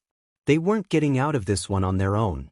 Kirishima blinked awake, only to slam his eyes shut against the blinding sun beaming in through the entrance as the heavy metallic door scraped its way open. A tall man in a gray business suit entered, a plastic grocery bag in hand. He cringed as he made his way into the shipping container, true disgust marring his porcelain face. "Fucking stinks in here." Jairu snorted at that, sitting up to get a good look at the man. That's what happens when you lock 4 kids in a room for days with nothing but a bucket to pass around. Her words were both defamatory and snarky, but she still winced when she said them. The man ignored her, simply dropping the bag without care on the floor in the center of the room. He sneered at each of the students before turning to leave. "Eat," was all he said as he made his way out. "As if that's enough for everyone, jackass." Jairu snarled from her corner. "And the least you could do is get that damned muzzle off of Kirishima. How the fuck is he supposed to eat like that?" The man stopped in the doorway, turning around slowly to glare at the small hero in training. He seemed to think it over before finally relenting, then stoned his way over to the redhead. "Try anything funny and you die," he said as he gripped Kirishima by the hair, yanking his head to the side painfully. His neck felt like it was on fire and he may have let out a surprised squeak, but he allowed the man to remove the muzzle from his face. It was an instant relief. Kirishima could have sobbed. "Oh please," Jairu sniped. "You won't kill him. He's worth too much. You wouldn't get paid for a corpse?" Jairu was one of the strongest, bravest, most independent women Kirishima had ever met. She wasn't afraid to speak up or speak her mind in any situation, and it was a trait Kirishima really respected and admired her for. But this was one of those times Kirishima might have wished she'd draw it back a little. The man smirked at Jar before sending his elbow right into the redhead's jaw, faster than Kirishima's exhausted brain could process what was happening. Without his hardened skin to take the blow, it had the desired effect. His head snapped to the side, mouth filling with blood. His sharp teeth cut right through the soft flesh of his cheek, and all he could do to keep from choking on the rapidly pooling blood was open his mouth to let it dribble out onto the floor. "Let's play a game," the man said in a voice smooth like honey as he stood, straightening the cuffs of his pristine suit. "It's called the quiet game. So, girlie, keep your mouth shut, or every time I get lip from you, one of your boyfriends will get the punishment. Sound easy enough?" Kirishima glanced up to see her fiercely nodding, though her eyes were locked on Kirishima. The guilt was clear across her face. "Good." He turned back towards the door but paused before exiting. "We need all of you to survive until tomorrow. Feel free to keel over after we get paid." With that he left, slamming the heavy door behind him. The sound seemed to jar Tokoyami, who flinched, only now waking up for the first time in hours, maybe a full day. He blinked sluggishly. Kirishima, said Ida from across the room. Are you all right? He didn't break any teeth, did he? Kirishima shook his head, which was still buzzing from the blow he took. The migraine he'd already been rocking was emphasized now, making his eyes feel like they would rattle right out of his skull. He licked his tongue across the sharp teeth, making sure they were all truly there and intact. He spat some more of the blood out of his mouth before verbally answering. Good. Nothing broken. That's a lot of blood, Kirishima, Ida pressed. You think you might need stitches? All he could give him was a shrug.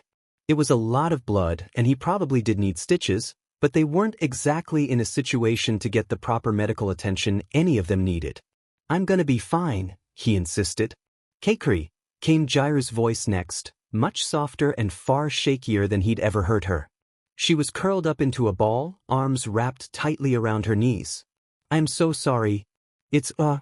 No, it's not all right, she cried, voice rising into a shout. Don't you fucking dare say it's all right. Nothing about this is all right. I fucked up and got you hurt. That's on me. And did you hear what that fuckface just said?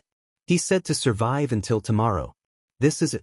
We're gonna be sold to whoever the fuck put a bounty on us, and maybe we'll be killed or maybe we'll never see each other again. Fuck, I'm goddamn terrified. No one spoke up. What was there to say? It'll be okay. Don't worry. Pros will save us. We'll figure a way out of this. What a bunch of bullshit. Ida was the first to interject, clearing his throat to break some of the tension. Seeing as this may possibly be our last night, I say we not count our losses just yet. We're still here now, still together, and there's still a chance. We're heroes in training, and we shouldn't give up just yet. I believe in all of us, and I believe we can escape if we put our minds together. I second that, Tokoyami agreed. Where there is no struggle, there is no strength. I believe our class is composed of some of the strongest our society has to offer. Kirishima couldn't help but smile, ignoring the trickle of blood running down his chin. Listening to his friends speak of strength and teamwork sent renewed vigor coursing through his veins. You guys are right. Together, we've been able to accomplish anything we've set our minds to. Failure is our only option if we don't at least try. Jairu's eyes sparkled with hope as they swept over each of her classmates. She chewed on her lip for a moment before finally relenting with a sigh. No, you guys are right. We've never lost when we work together. I know we can do this. Thank you for helping me see that. Of course, Jairu, Ida said with a delicate smile. Now, perhaps we should eat. We will need all the strength we can get if we want our plan to succeed. Right? Jairu managed to get to her feet, albeit a bit wobbly. Seeing as both Ida and Kirishima were chained to the walls and Tokoyami was still struggling to so much as sit up, it was up to Jairu to distribute the food amongst them. She said as she peered into the plastic bag. She yanked out a couple of plastic-to-go containers and held them up. It's just a bunch of street food. Looks like we have some curry, yakisoba, katsudon, and onigiri. Any requests? I wouldn't mind the curry, Ida spoke up. Tokoyami hummed. I trust one can stomach some onigiri. Jairu passed out the appropriate containers to the other boys before approaching Kirishima with the final two options. How's katsudon sound, Kiri? I know you like meat. At this point, Kirishima couldn't tell if he was still bleeding or if he was just salivating over the thought of meat. You're okay with yakisoba? She waved off his concern. Dude, it's one of my favorites. Let me help? She popped the lid off of the katsudon container, and Kirishima grew lightheaded with bliss at the glorious smell he was met with. Jairu broke a pair of chopsticks apart for him as well before she made her way back into her corner to eat her own meal. Iridekansu, the redhead breathed, closing his eyes for a moment to imagine he was back in the dorms, sitting at the table with a bowl of Bakugou's katsudon in front of him. God, he hoped Bakugou was okay. As soon as the first bite of pork touched his tongue, it was game over. He would have loved to savor the meal, this could have been his last after all, but it was so good and he was just so hungry. The container was empty in moments. That was incredible, Ida spoke, and Kirishima realized in that moment he hadn't been the only one scarfing down his meal. Ditto, agreed Tokoyami, taking the very last bite of his onigiri. What a bunch of pigs. Jairu rolled her eyes with a fond look. It didn't look like she'd made too much progress on her yakisoba yet. So, said Ida, clapping his hands together, let's discuss a course of action for our escape. Well, it'll have to take off the moment they reopen that door, Kirishima stated. Maybe one of us could distract while the others attack. Obviously I'll be the distraction, he said, jingling the chain that connected to his collar. He turned to the girl slowly slurping up a noodle. Jairu, you can strike from behind if you think you're up for it? Her eyes flickered between each of the boys, noodle hanging from her mouth. Kirishima wondered if maybe she hadn't been paying attention. He probably would have chuckled at that if not for the heavy thunk. To his left. All eyes turned to Tomoyami to see he was unconscious once again. Was that the sound of his head hitting the ground? Jairu abandoned her meal to rush to his aid, quickly looking him over for blood, a heartbeat, and to make sure he was still breathing. Ichi's okay, but what the fuck just happened?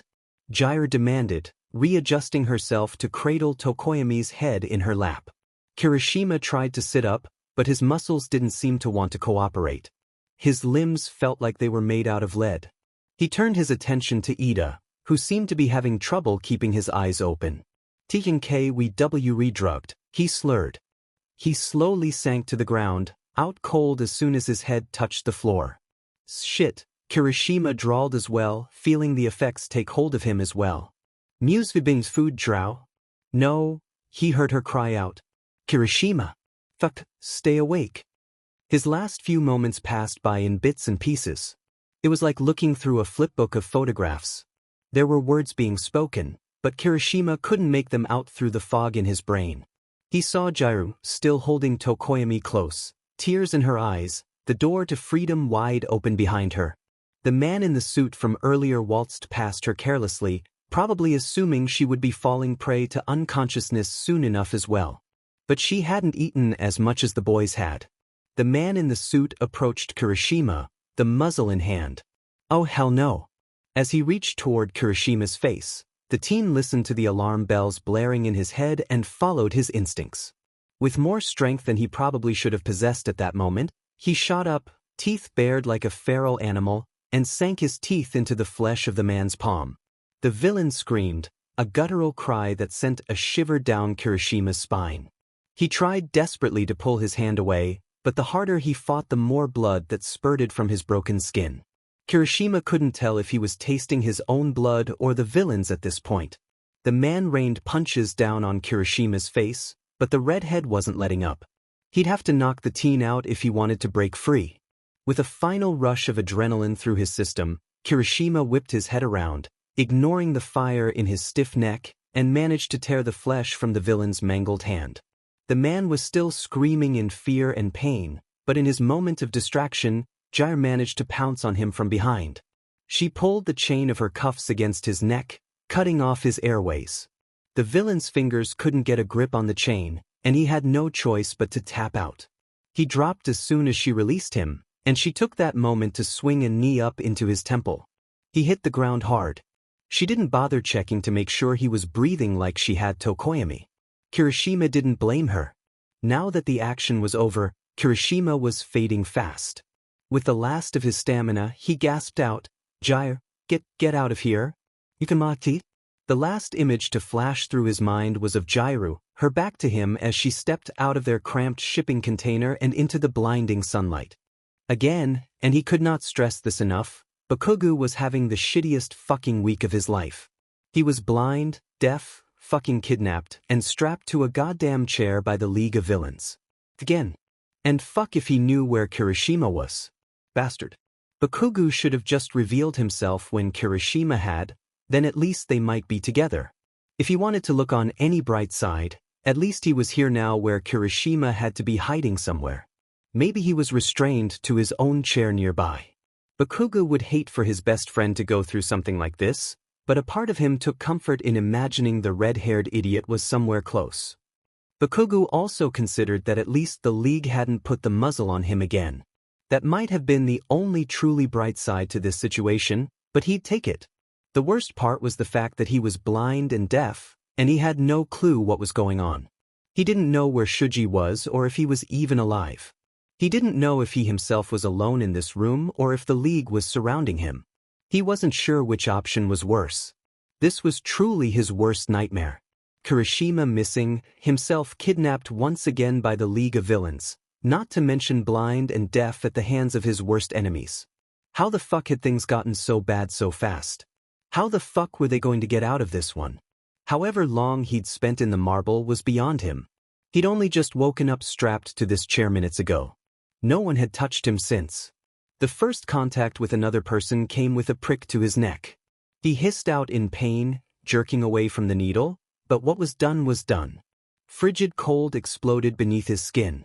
He felt the cold pass through his neck, travel down his spine and spread to the tips of his fingers and toes. Something was wrong. Something was really, really wrong. He had to slam his eyes closed against a forming migraine and his eyesight turning brilliantly white. His ears were suddenly ringing so loud that he would have covered them with his palms if not for the restraints keeping him from doing so. His toes curled as the migraine grew more intense, making his brain feel like it was too large to fit inside his skull, which could split open at any moment. Then it all faded away, and he was left panting. There was a cold sweat coating his body. He could hear voices just beyond what was left of the ringing in his ears.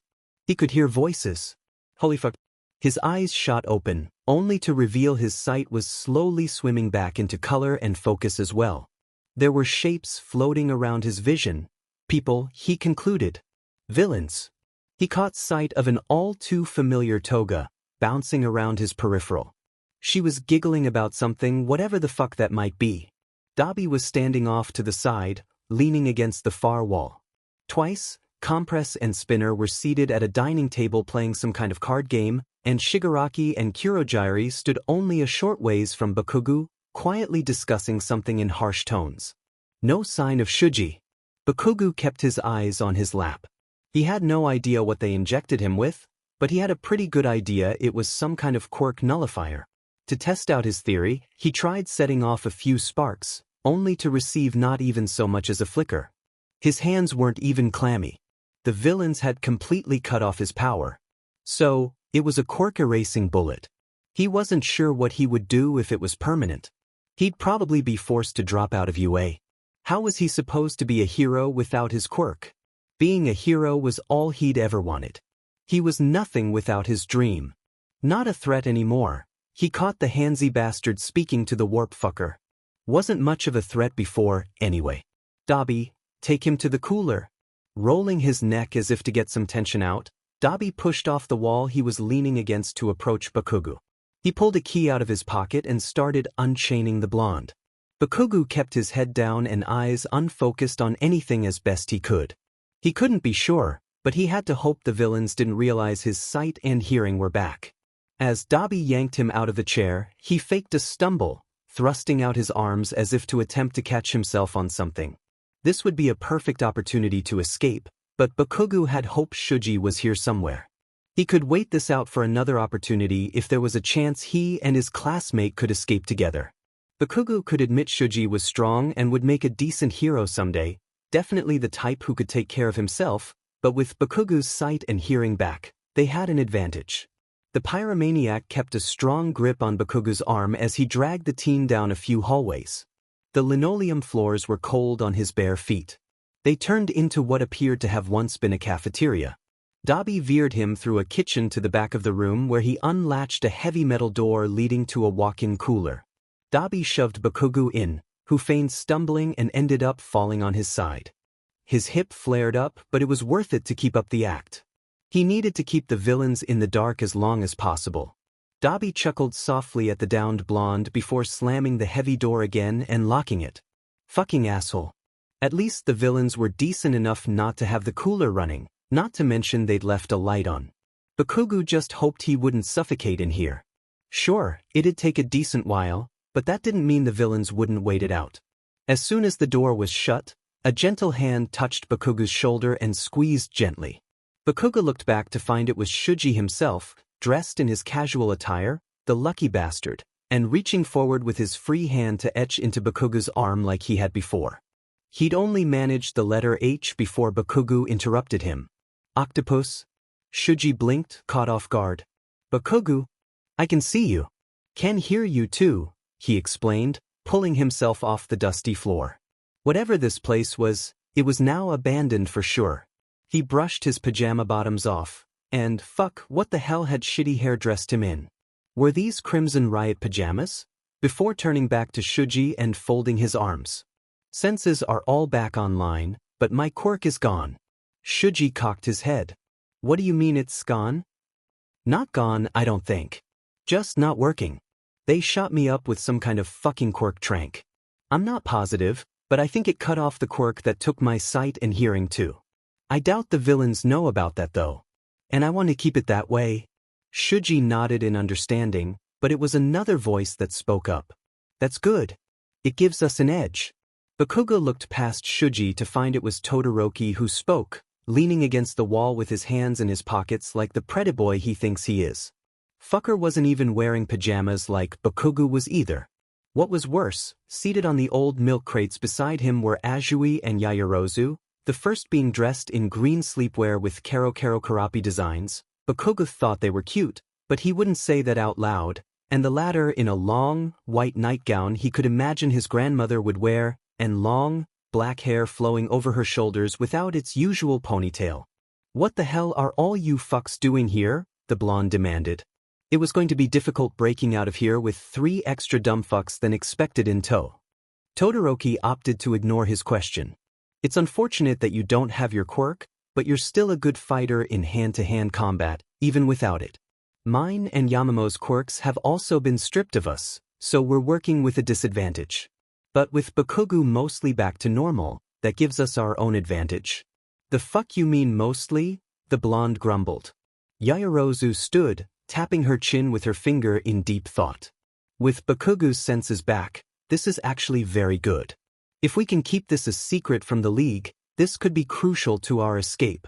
We should come up with a plan. They didn't erase mine or Shuji's quirks, Azui said, entering the conversation as well. I assume it's because they technically can't, ribbit. Ours are mutation-type quirks, unlike your emitter type. She turned to their youngest classmate. Shuji, have you been able to hear anything the villains have said? He gave a half-hearted shrug. Bits and pieces. Toga is the easiest to hear, but nothing she says ever makes much sense. These walls are just a bit too thick for me to hear any real conversations from here. Can you hear her now? Asked Todoroki. No. I can't hear anything right now. What?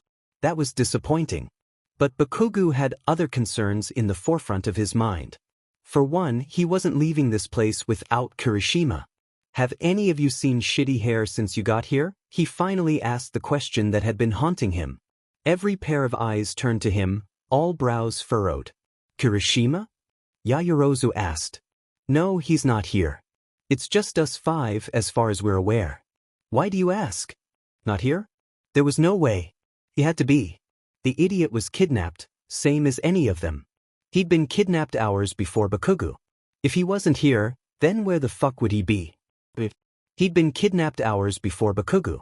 So unless Shuji led the villains back to Kirishima's home, that meant the League had come looking for Kirishima. Which could only mean someone else kidnapped Shitty Hair.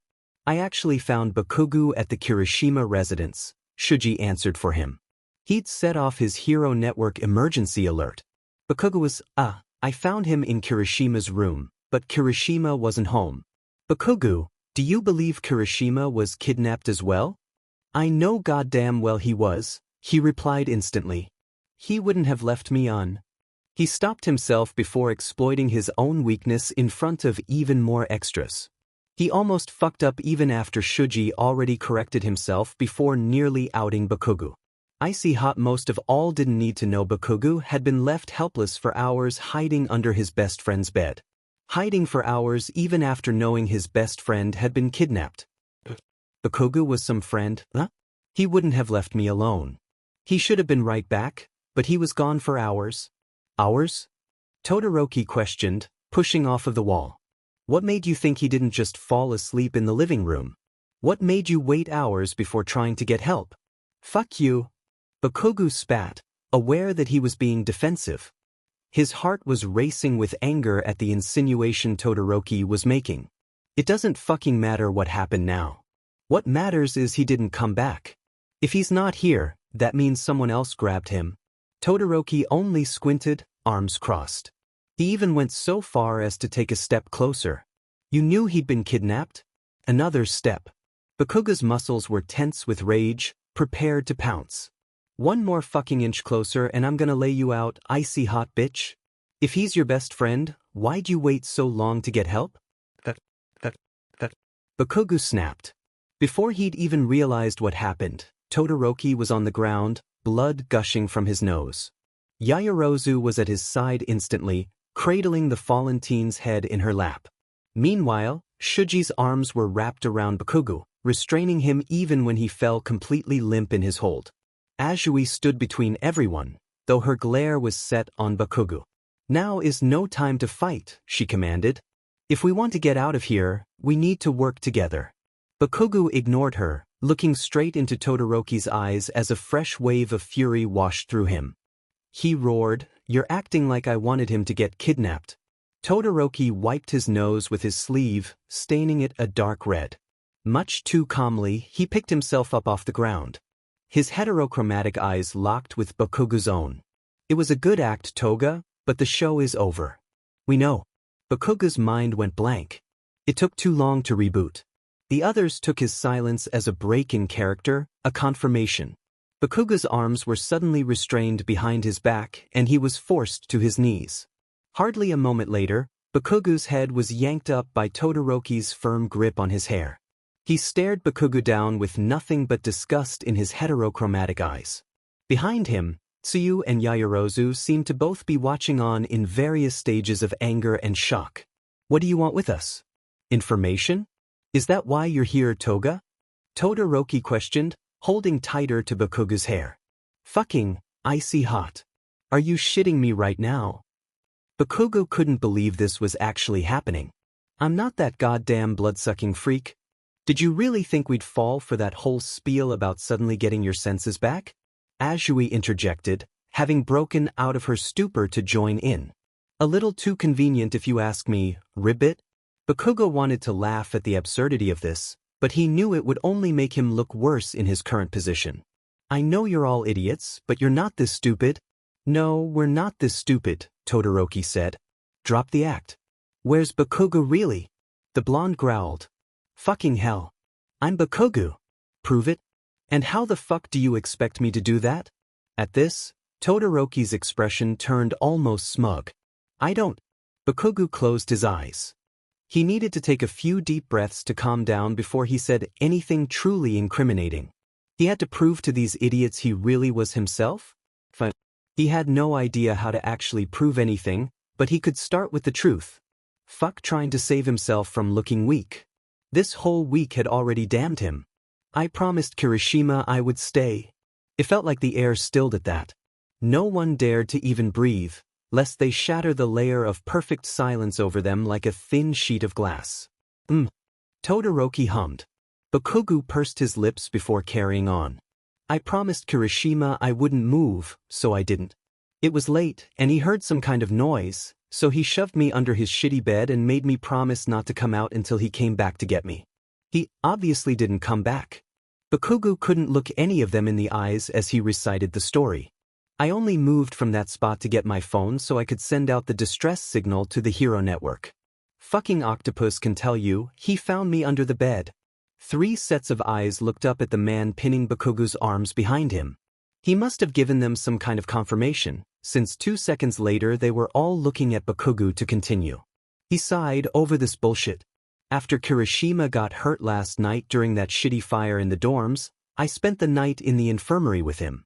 After we were allowed to go home like the rest of you extras, I went with him to his house since my parents are away. Right before he disappeared, I was gonna fucking ask him to go to that shitty dance with me. This weekend. He was aware he mumbled that last bit, but apparently it was still understandable enough that everyone caught it. A look of dawning realization crossed the others' faces. Yaoyorozu's hands shot up to her mouth in surprise. Azui slumped a bit, looking anywhere but at him. Todoroki's grip loosened, as did Shuji's. You fuckers believe me now? He pressed, trying his best to sound angry again. How do we know the villains didn't question Bakugou to get those answers out of him? Azui pointed out, though she was still unable to meet his eyes. You think I'm that weak, frog? I'm gonna be the #1 hero. I didn't spill shit last time, and I'm not going to this time. She winced at this, retreating further into herself. Bakugou was aware she held some kind of guilt for speaking out against saving him and telling the others to leave it to the pros when he was first kidnapped by the League during their summer training camp, at least according to Kirishima. Bakugou didn't blame her for what she did, though. She was right. It was incredibly dumb of Kirishima and the others to risk their lives to save him when they were just a bunch of kids who should have left it to the pros. But he'd always be grateful that they did. Things could have gone a lot differently if they hadn't shown up to save him at the right moment. Shuji released his arms, and everyone stepped back, understandably afraid of the wrath Bakugou normally would have shown. He considered exploding them, although that was unfortunately impossible without his quirk, not to mention that wouldn't help him or any of them escape. A bunch of injured morons would just make getting out of here an even more difficult task. I apologize, Bakugou. Shuji was the first to speak up. I shouldn't have restrained you like that. Shut up, Bakugou interrupted, not caring to hear his or anyone else's excuses. You fucked up. I know. I got it. It's fine, or whatever. Just forget it.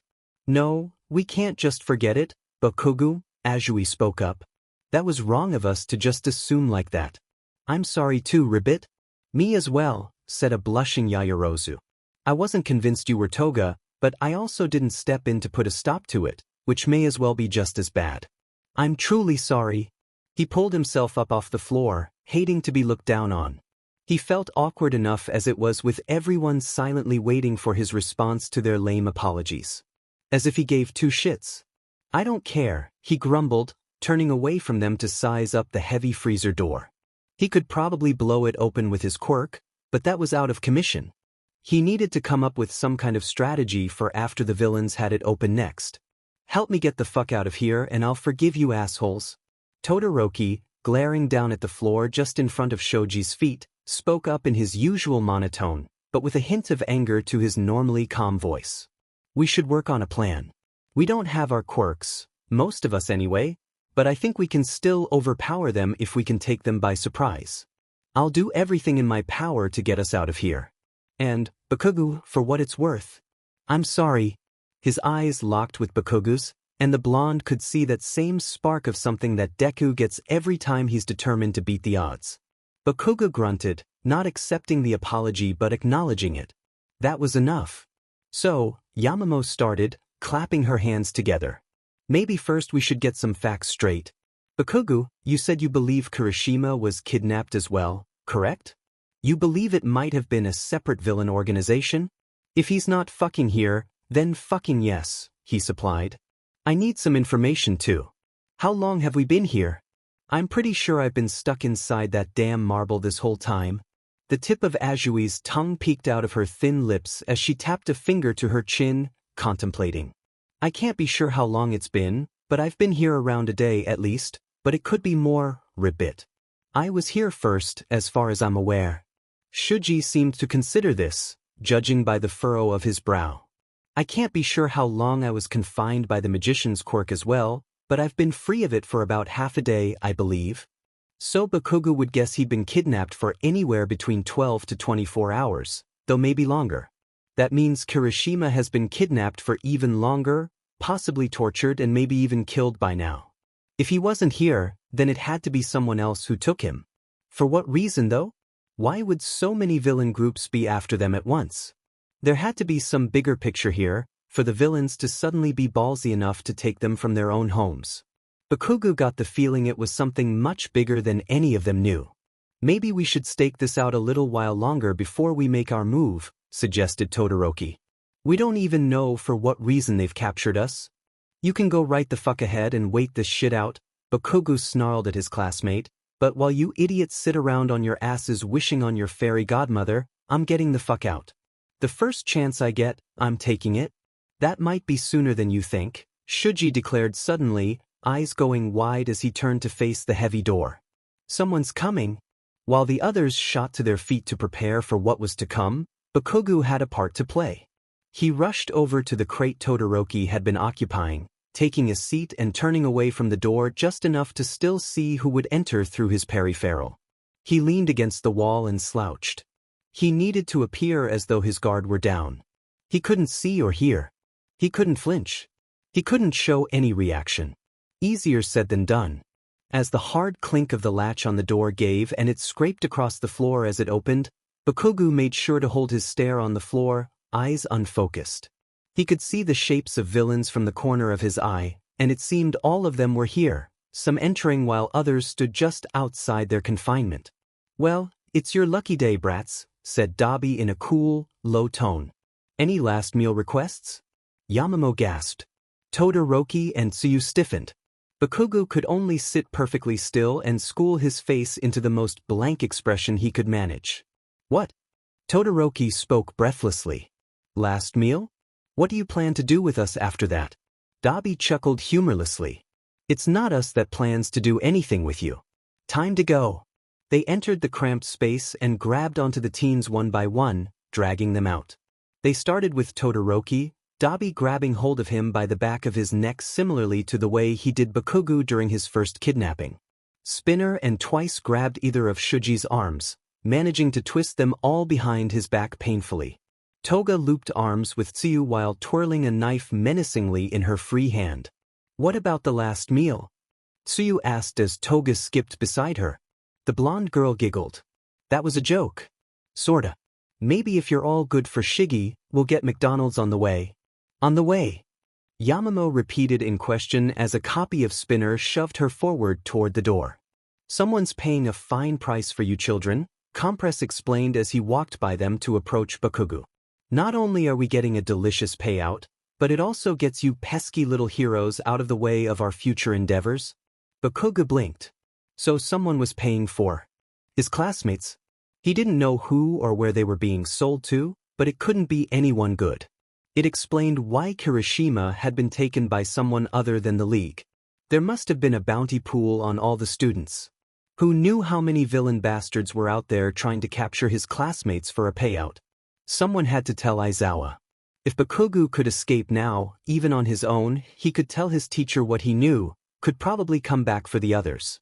He could help, even if he couldn't get them out right now. If there was a bounty pool, he could find it. He could trace it back to whoever it was behind it all. Yeah, that could work. He was willing to do whatever he had to go get his classmates back, to get Kirishima back. Safe and sound.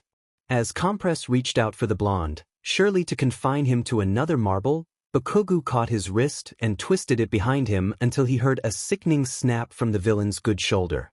The magician choked on a gasp as Bakugou threw him over his shoulder and slammed him into the ground. The villain laid there, unmoving.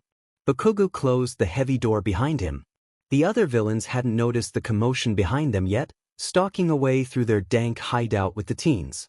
As they continued on their way, Bakugou cut down a hallway in the opposite direction. This place must have once been a school, long since abandoned now, which meant there had to be other exits. If not, he could just as easily slip through a classroom window. And, after finding another set of doors leading to what appeared to have once been a playground and now looked nothing less than haunted and decrepit, he had to go with the window tactic. Heavy chains locked the door from intruders, but nothing stopped the blonde from sneaking through the window of an old kindergarten classroom. His bare feet stung as he bolted down the street, away from the old building turned home to his worst enemies. Away from his classmates. Would they hate him for abandoning them, or would they understand why he had to do it? He couldn't turn back for them now. He had to warn Aizawa. At some point in his escape, it started to rain. Lightly at first, then turned downpour. He couldn't be sure how long he was running before he finally reached the first public shop he could find. It was a small ramen shop on a quiet street, most of the other storefronts empty and long since occupied. There were no other customers inside. Just a single cook and a waitress standing behind the counter, deep in a conversation. As Bakugou approached, they turned to greet him with smiles that dropped almost instantly at the sight of him. Bakugou looked down at himself. He was dripping water all over their nice clean floor, not to mention the mud coating his feet. Was that blood too? It made sense considering he ran all the way here barefoot. "Kid?" asked the cook in a deep voice. It was raspy, kind of like Kirishima's. Are you alright? Do you need help? Oh. Yeah, he needed help. Shit, why was his brain lagging like this? He couldn't think straight. Why don't you make him some hot tea? The young waitress spoke up to her coworker as she quickly veered around the counter to approach the teen. As if he were a startled deer about to bolt, she slowly reached out to wrap a gentle arm around his shoulders. He hadn't realized he was shivering until her warmth seeped through his soaked pajamas. She sat him down at a booth, gently letting him know she would return in a moment. True to her word, it couldn't have been more than 30 seconds before she was back with a jacket she quickly slung over his shoulders. She took a seat across the table from him, pulling out her phone. Is there someone you'd like me to call? She asked in a sweet voice. Aizawa, he answered in a strained voice. He cleared his throat and tried again. Aizawa, my teacher. Please. The cook returned then as well with a mug of steaming hot tea and a bowl of miso soup. Bakugou instantly reached for the tea, wrapping his chilled fingers around the warm mug. These people were so nice. Can you tell me Aizawa's number? The waitress asked. Yeah. He rattled off what he hoped was his teacher's emergency cell number. A few months back he'd forced himself to memorize it, but with his head all jumbled he wasn't sure he got it right. Hi, is this Aizawa-sensei? The waitress asked into the phone. Bakugou held his breath. Hey, my name is Kana. I work in a small restaurant in Mizudafu, and I believe it's one of your students who just walked in. He seems a bit distressed, sir. He asked me to call you. The man on the other end must have spoken up, because the nice woman went quiet as she listened. She'd answer here and there. Absolutely. She then held the phone out to Bakugou, giving him a small smile. He'd like to talk to you. Bakugou accepted the phone, grunting a quiet thanks to the woman. He held the device up to his ear. Aizawa? Bakugou? It's you? You can hear me? Bakugou could have sobbed at the sound of his teacher's voice. After everything that's happened this week and everything that was still going on, just the sound of his teacher's voice over the phone was enough to send him over the edge. He buried his face in his free hand, not wanting these random extras to see him at his weakest. Aizawa, he barely managed to get out. He swallowed before carrying on. I left them. I had to get out so I could warn you, but I left them behind. They're still there with the League and I. Take a breath, kid. It's all right. I'm glad you're safe. We'll save them too, but first I need to know that you're okay. Are you hurt? I'm okay. He stumbled over his words. That's good. Can you tell me where you are so I can come get you? I'm already in my car. You can ask the waitress for the address. He did ask her, and she gave it to Aizawa after putting the phone on speaker. That's not too far. I should be there in only 5 minutes, kid. Don't worry. Oh. The bell jingled, alerting them to the fact that someone else had entered the restaurant. Turning around in his booth to see, Bakugou's heart not only stopped at the sight, but it cracked right open and everything inside bled out. Standing in the doorway with a hood barely covering his loose curls was Shigaraki himself.